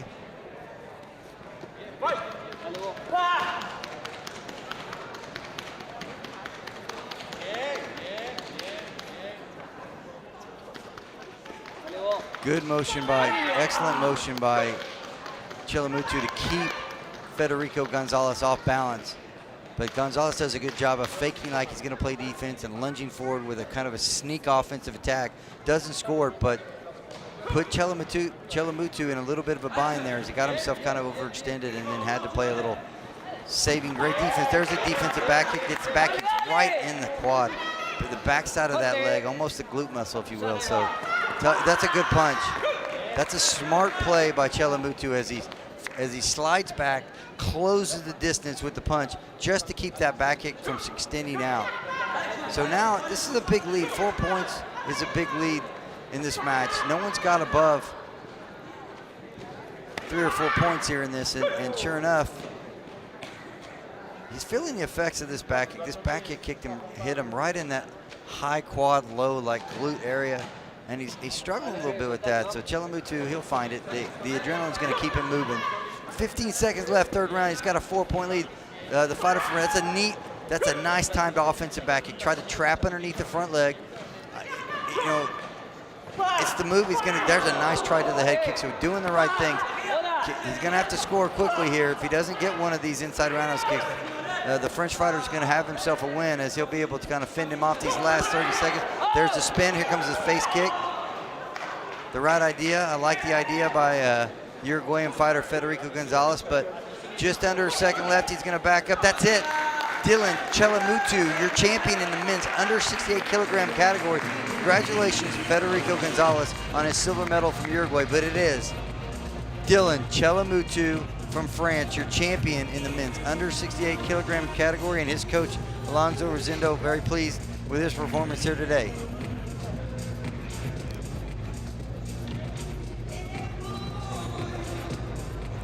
Don't you go anywhere. 2 more. You heard our high performance director come in with, is Maddie next? And you're darn right she is. Up next, Celine Avoulet from France, taking on Madeline Gorman-Shore, or Maddie, if you will. We're going to take a short timeout, get ready for our next final in the women's plus 73 kilogram final. Don't go away. This is the 2020 U.S. Open Taekwondo Championships. Let's not take a break. Let's stay right here. We already have our champion. Let's go out to Sherman Nelson, the Minister of Information, with your champion in the 2020 Taekwondo U.S. Open Championships in the men's under 68 kilogram division. Go out to Sherman and Dylan Chelamutu. All right, I'm here with our under 68 kilogram champion, our gold medalist from France, Dylan Chelamutu. Congratulations, brother. How does it feel to win the US Open? Very good, but it's a good competition and good sparring, and thank you for everybody. That was good enough. Give it up one more time for the gold medalist in men's under 68 kilogram division, Dylan Chelamutu.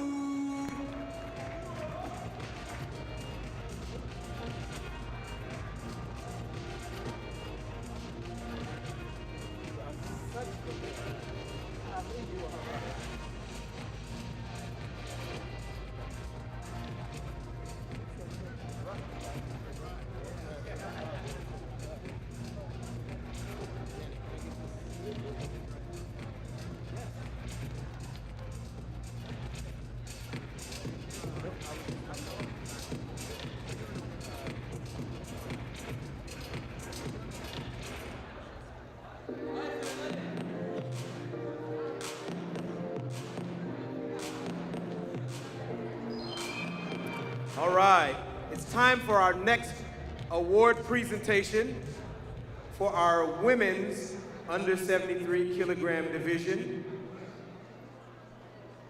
The bronze medal from France goes to Marie Bleu.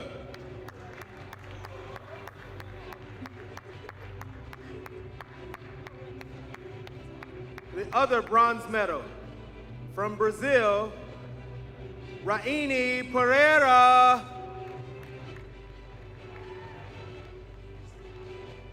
The silver medal from France, Estelle van der Zwam. And your gold medalist from Serbia, Bandic.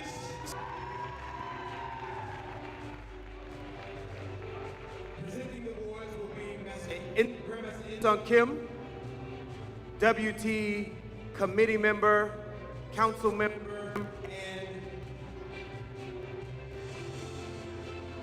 competition supervisory board member.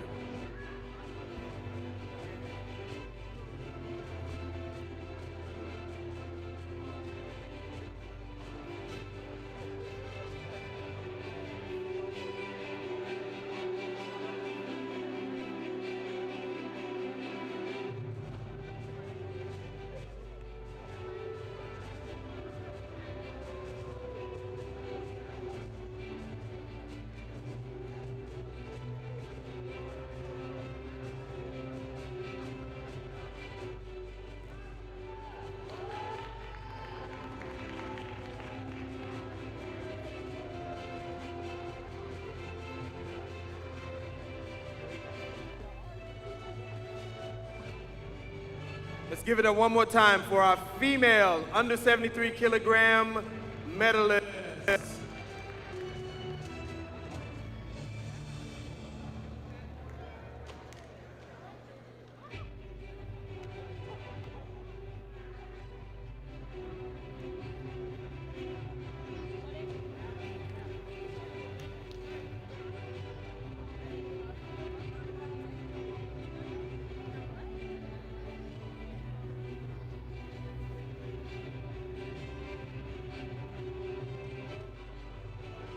Our next division, the men's under 68 kilogram division in bronze from Puerto Rico, Adrian Benitez. Bronze medal also from the USA, Aiden Rivas. Silver medal from Uruguay, Federico Gonzalez.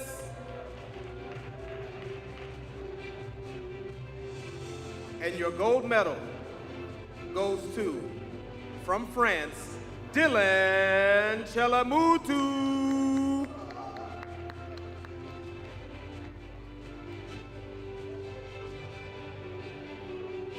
Presenting again will be In-Sung Kim, WT Council Member, Competition Supervisory Board Member.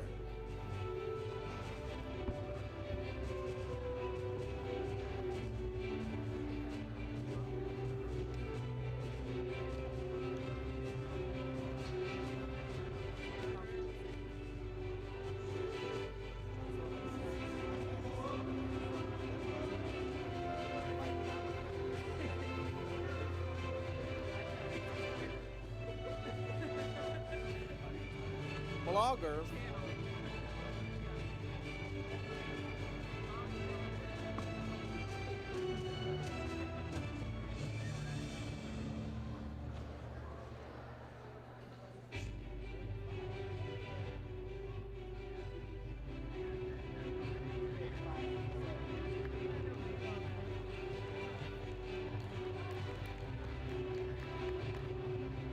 Let's give it up one more time for our men's under 68 kilogram division.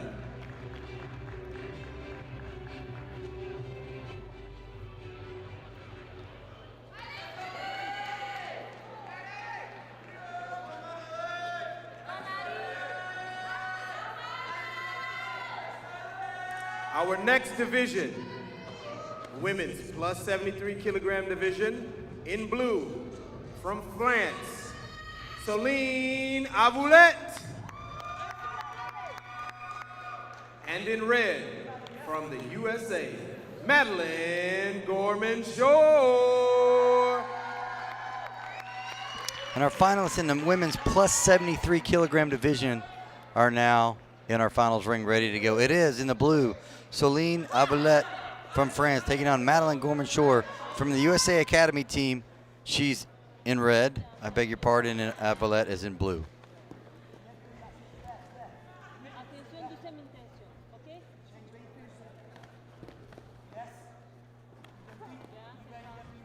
Avoulet, one of the biggest fighters here in the competition. Standing, looks like approximately 6'3". Good pressure by Madeline Gorman-Shore. She's used to fighting bigger players. Very physical fighter herself, Gorman-Shore from Team USA, or the USA Academy team. Training out of Colorado Springs, Colorado, at the Center of Excellence.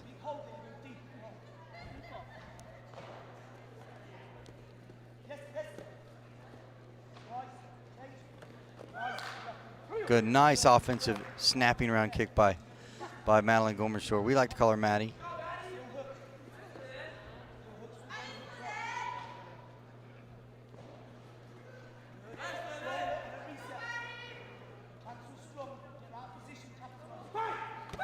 Good, nice off the line rounds kick. Slips it right underneath the cover of Madeline Gorman-Shore to take a 2-0 lead. Just left leg off the line, caught her standing there just a bit. Arms were a little high, and the defense wasn't there. 2-0 lead for Avoulet out of France.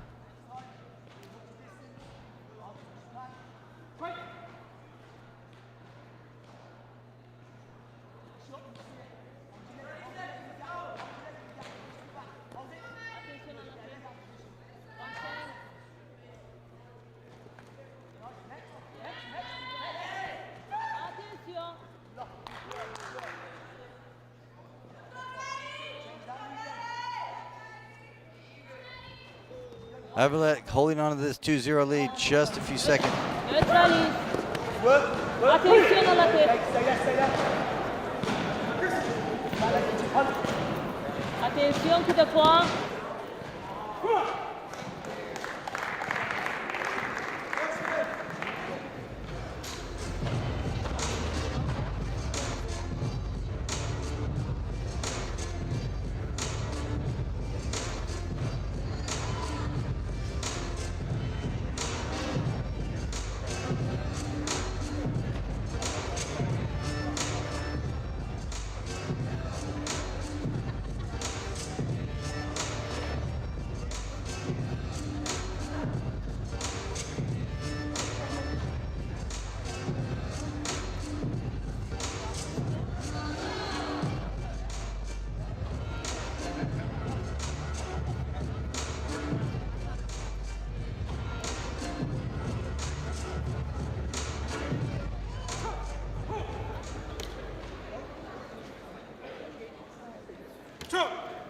Round two.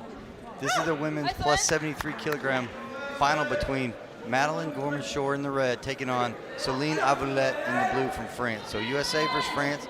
France holding on to this 2-0 lead. The difference was her left leg, back leg off the line, roundhouse kick under the cover of Madeline Gorman-Shore midway through that first round.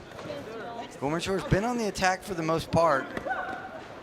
She got caught standing there one time. On the other side, Avalette's done a good job of moving to the side when Madeline Gorman-Shore gets that front leg moving, body head, just changing her launch angle as often as. But that's a nice slide over the shoulder action.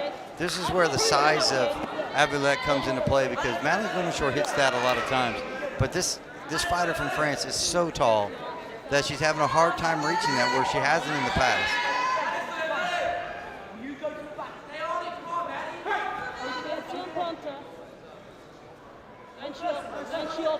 You can hear Coach Gareth Brown looking for a change. He likes this axe kick.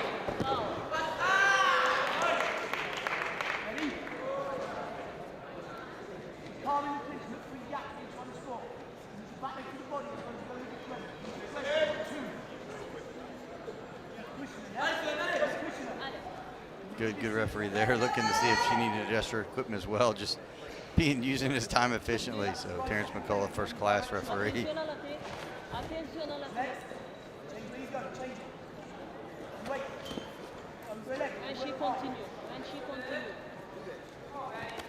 Good, nice try on the turn by Avalette. Got herself turned around a little bit, but did work her way out of a jam.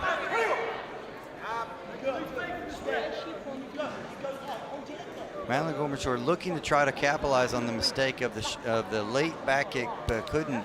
And Avalette does a good job of moving around, finding the attacking Gorman-Shore and setting herself up for defense, which initially stops the attack. And I mean initially, I should say immediately stops the attack. Back to action here. It's 41 seconds left in the second round, and there's a nice solid roundhouse kick. Both players score. Good solid roundhouse kick by Avalette. A good answer by Madeline Gorman-Shore. Gorman-Shore doing a good job of being physical, trying to press the attack. And Coach Gareth Brown getting a little frustrated. Feels like maybe that the French player is holding inside, and it kind of looks that way from here. We'll see if we can follow up on that. French player doing a great job of just managing space. Goes back a little bit. Good punch by Gorman-Shore, doesn't get the points. And there's that sneaky back leg that scored early with the left leg. Now she switches back to her left leg in front. So the French fighter is going to keep that 2-point lead. Both players score here in the second round, but no damage done as she's going to hold on to that 2-point lead going into the third and possibly final round of this plus 73 kilogram final between France and USA. So Coach Brown there you see giving a lot of instruction, trying to do it He only has a minute, so he's going to have to give a lot of instruction and give it quickly and concisely. And you can't give too much there. And on the other side, the female head coach there, coaching for France, I beg your pardon, and I've seen her around forever. It is the wife of Alonso Rosendo, and has been coaching at the highest level for so long, and completely world class in every way. So keeping her player calm, giving solid instruction. And you hear the USA chants as the crowd's getting into it now. Close match here between USA and France. This is the third and final round of the women's plus 73 kilogram category. Madeline Gourmashore in the red. Soline Aboulette from France in the blue. 2 points to France right now, 4-2 is the lead.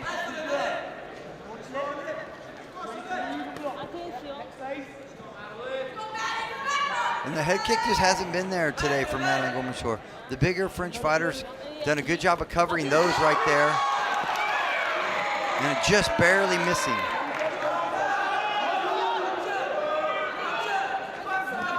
No deduction given to Madeline Gourmashore for falling, as he said break before she hit the ground. So it's again, the referee sees it. He's breaking the fighters, as he should. Very close. Madeline Gourmashore has been all over the head of the French fighter, just not quite there to score.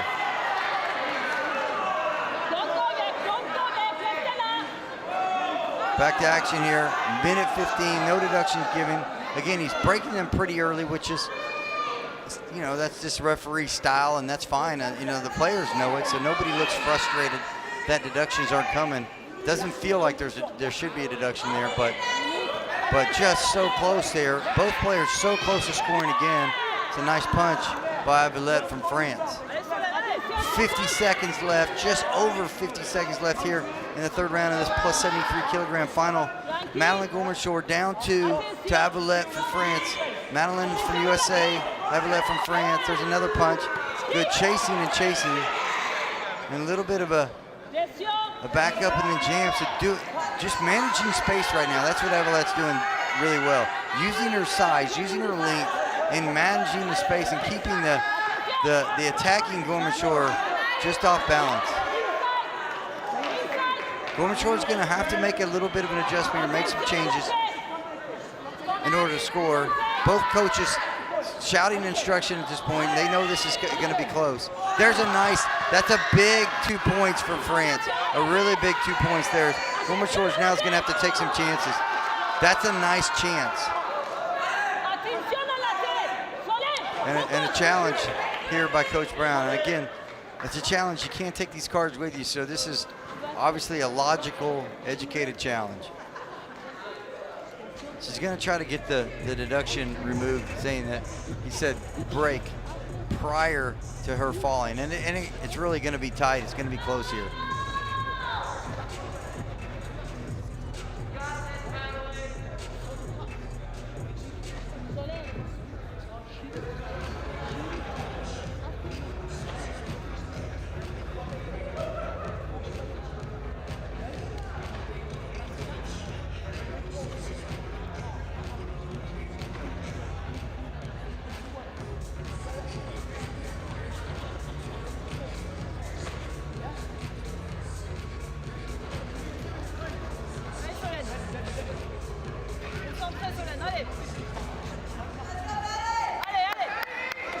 Good, just a few seconds left here. We've got 10 seconds left. Madeline Gourmashore still down multiple points. You're gonna have to hit a big head kick and a body shot. There's the head kick.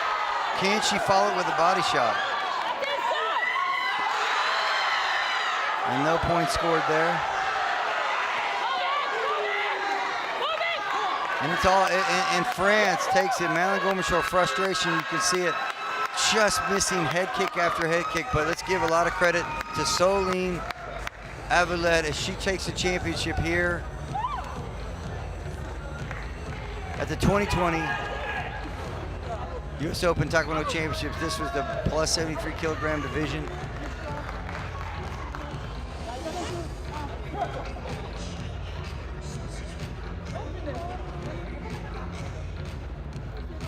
Congratulations, Madeline Gourmashore, on her silver medal, but it is the French fighter, Soline Abelet, our gold medalist here in Florida at the ESPN Wide World of Sports Arena.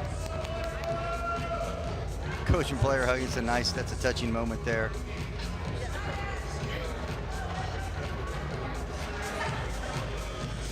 Let's take it out to our Minister of Information, Sherman Nelson, with our champion from France, Soline Abelet, in the plus 73 kilogram division. All right, I'm here with our plus 73 kilogram winner of the female division from France, Soline Abelet, can we give it up? I say, can we give it up? Congratulations. How does it feel to win the US Open? My first time I'm a champion. I'm very happy. It was Sunday, but I finally succeeded. Congratulations. Listen, the first time you get a gold medal. All right, I love it. Give it up one more time for the plus 73 kilogram champion, Soline Abelet.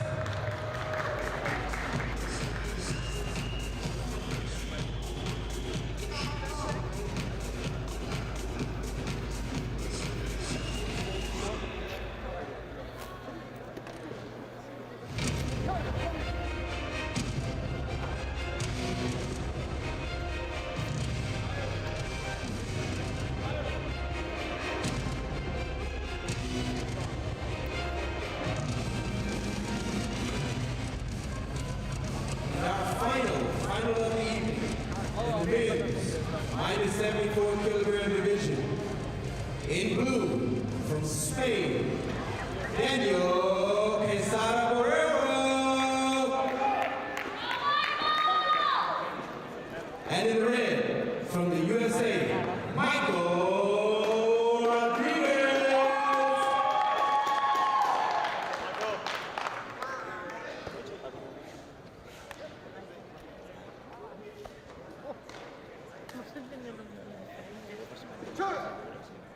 And our last and final of day one here at the 2020 US Open is the men's under 74 kilogram division.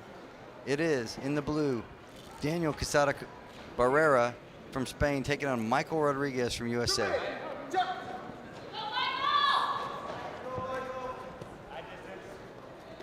Yeah, you can see the black socks. This is the first time you've seen someone wearing those here. Those are from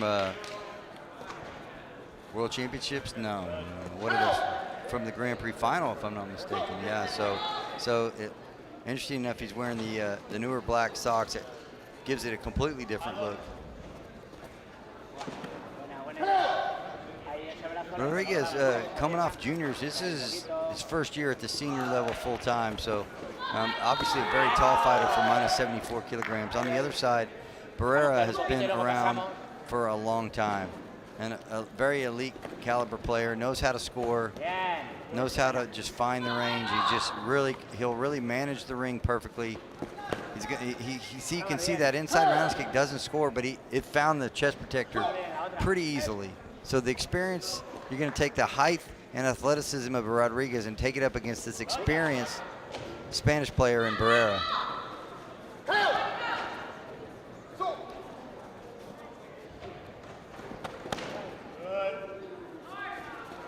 And Rodriguez is actually able to fight juniors and seniors, so he's fighting the junior category later this weekend. So we're going to get a double dose of Michael Rodriguez here at the 2020 US Open. Nice off the line roundhouse kick there. Back leg sneaky offense from the savvy Barrera from Spain.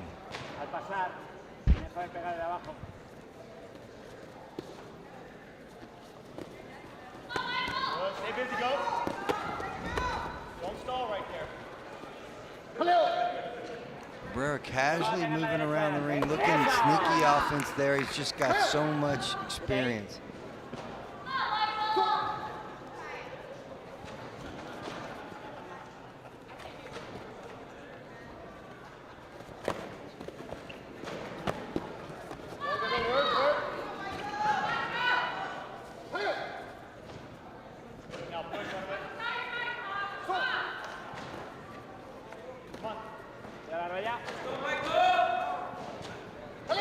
Yeah, this is exactly what I talked about starting.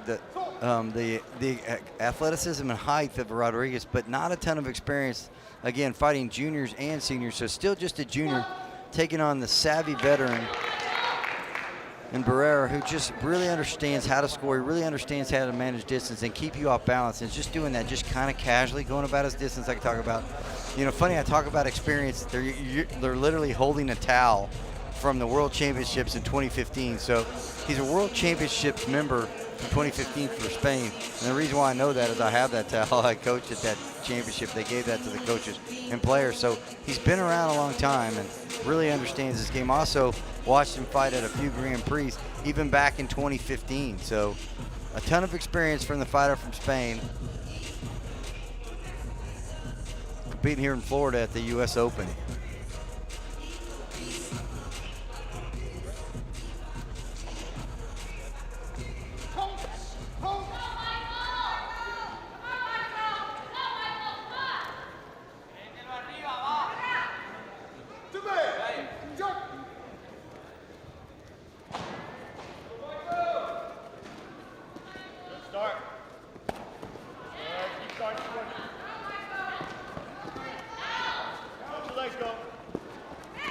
Good, there's the first points for Rodriguez. So gets himself on the board here, 20 seconds or so in to the second round. 4-2 Barrera over Rodriguez.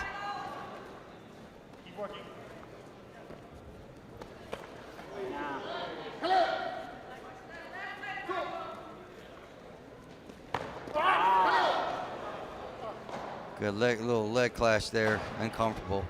Coach for Spain is Miguel Angel Herranz Martin, I beg your pardon, and he is one of the national team coaches for Spain and has been for many, many years. On the other side, Gianni Giambi coaching Michael Rodriguez, and they're out of the Houston area. Rodriguez gets a little turned around there. Unfortunate that something bad didn't happen as he got himself way out of position with that turn and kind of got drawn out a little bit by the savvy Spanish fighter, Barrera. Good solid punch by Barrera, takes it to 6-2.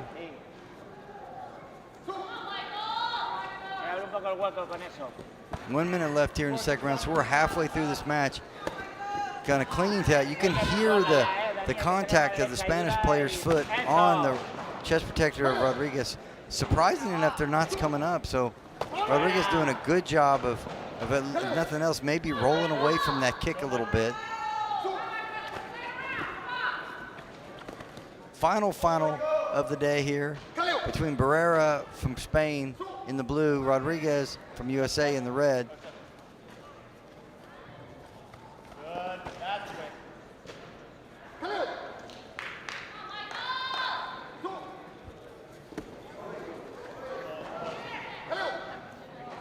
Ajusta un poco primero, que te has quedado muy lejos.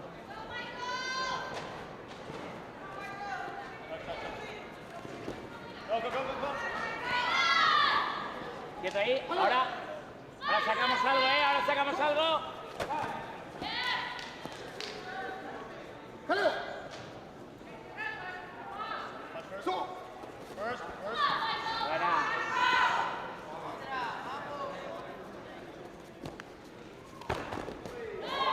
Nice try on the back kick, but it's late.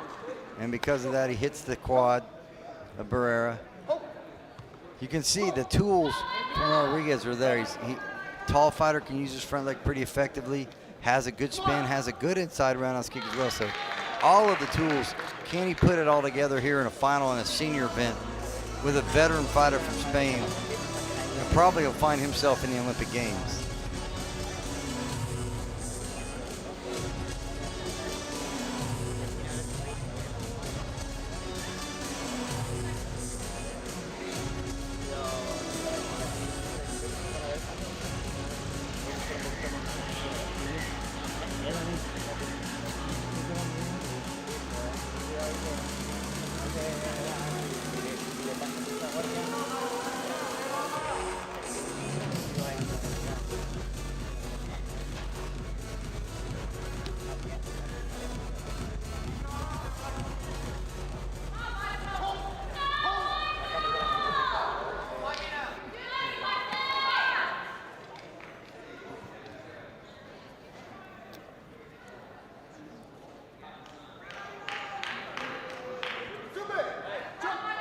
Third round action. 9-2. Barrera over Rodriguez. And there he does find the left leg. Misses the right leg that makes a ton of contact and sound, but comes back and follows with the left leg inside. Scores it effectively. Rodriguez doesn't have any answers for these inside roundhouse kicks, so they're going to have to make some adjustments here late in this match, or otherwise he's going to find himself in the silver medal position as Barrera's casually doing work here, just finding the range, finding distance. And Rodriguez is a talented fighter, but there's that left leg again inside. He throws the right to kind of get the cover down and follows quickly with the left. And Barrera's just doing good work here, just solid yeoman's work as he's finding range early and often with the left leg inside. There it is again, another left leg, kind of a double kick motion, if you will, just a follow without putting it down. So definitely thinks he found something with his left leg. But even that, it's just a little too casual by Rodriguez. And I think sometimes the matches that leading up to this are so physical and they're so athletic, so busy that these guys get into these finals and they're just a little bit gassed. And that's sort of what's happening here because Rodriguez is an athletic, talented fighter being shut down by the savvy veteran and Barrera from Spain. Yeah, so to me, that's not a solid effort. That's not a good decision. He's going to take that deduction there, and that's purely fatigue here. He's making some decisions that are based on fatigue. That's a sneaky back kick, low on the leg, but again, he thought that the younger player was going to move back. In fact, he rubbed his leg for him and letting him know, hey, I didn't mean to do that. So good sportsmanship by Barrera there. Good back leg off the line. Kind of hammering right now. The younger Rodriguez, just kind of popping him inside. There's a score there. So Rodriguez showing some good fight here, late here in the third round with 30 seconds left. He scores. Is it enough momentum to bring him back? He needs a big head kick here, a spinning head kick or a nice body-head combination to score multiple points quickly. Barrera doing a good job shutting him down.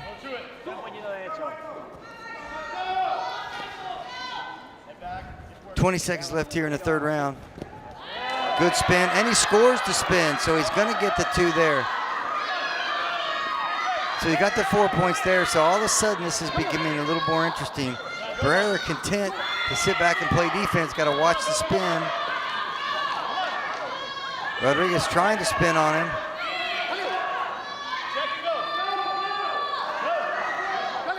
And that's going to end it, and there you have it.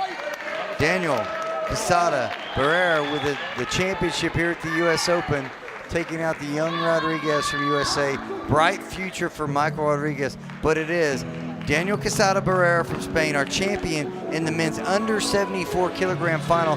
Congratulations to those guys. That is our final of the day, but we have awards ceremonies coming up for these two divisions you just watched, the women's plus 73 and the men's minus 74. We want you to stay with us. Check out these medalists here. I'm Jason Pouge. You're chopping it up with Jason and Sherman, and this is the 2020 U.S. Open International Championship from Orlando, Florida. I want to take it out to Sherman, the Minister of Information, with our champion in the men's under 74 kilogram division. It is Daniel Quesada Barrera from Spain. So let's take it out to Sherman Nelson Jr. momentarily, catching his breath. Let's take it to Sherman with our champion, Barrera, now. All right, I'm here with the winner in minus 74 kilogram division from Spain, Daniel Quesada Barrera. Can we give it up for our gold medalist? Listen, it was a great fight. How does it feel to win the U.S. Open?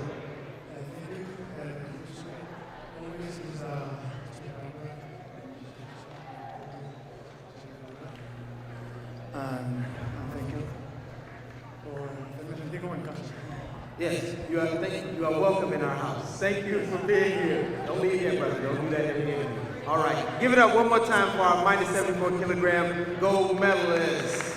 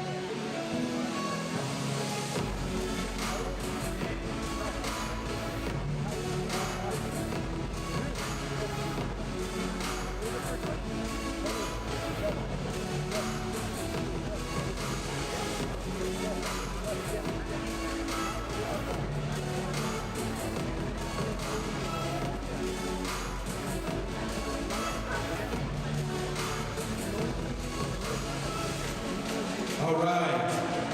Our last female division of the day in women's plus 73 kilograms. Our bronze medal from Brazil goes to Gabriel Siqueira.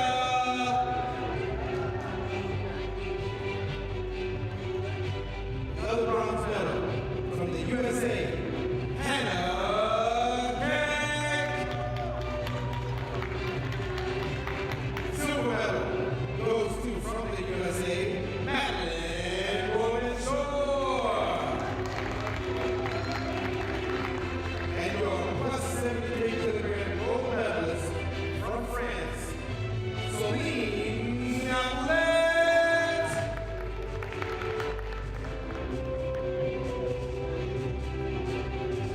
Presenting to this division will be Ali Sagakaya, WT Council Member and Competition Supervisory Board Member.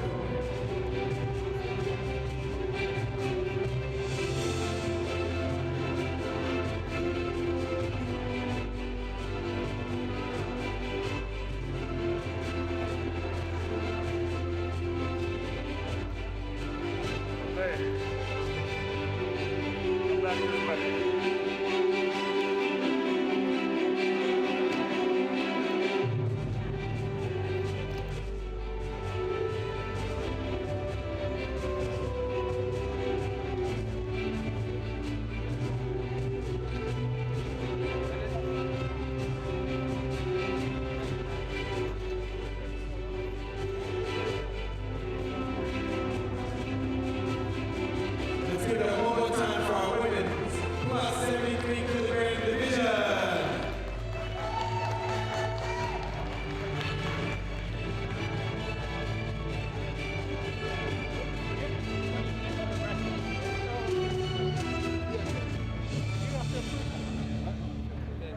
Yeah.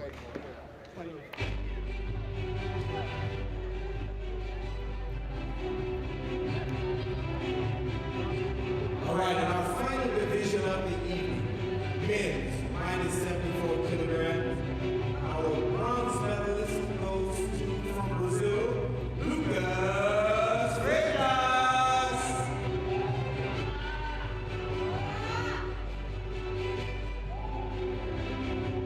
The other bronze medal goes to, from Great Britain, Cameron Booth. Our silver medal goes to, from the USA, Michael Rodriguez. And your gold medalist from Spain, Daniel Quesada Barrera.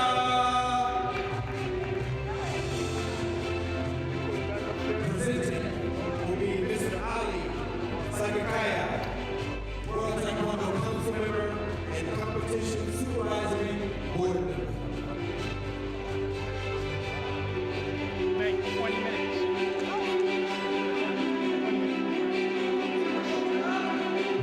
Yeah, I think so. Sure, that is it.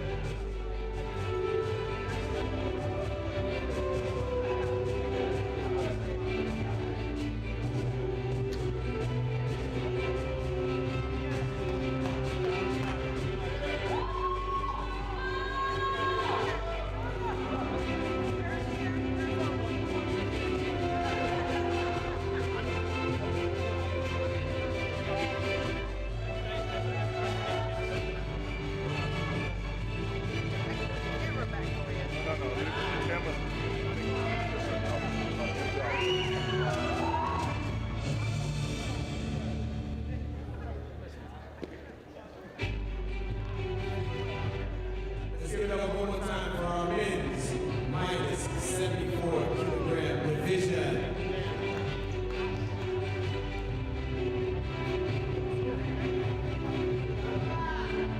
That concludes today's competition. Thank you guys for coming out. We'll see you tomorrow. Have a magical night.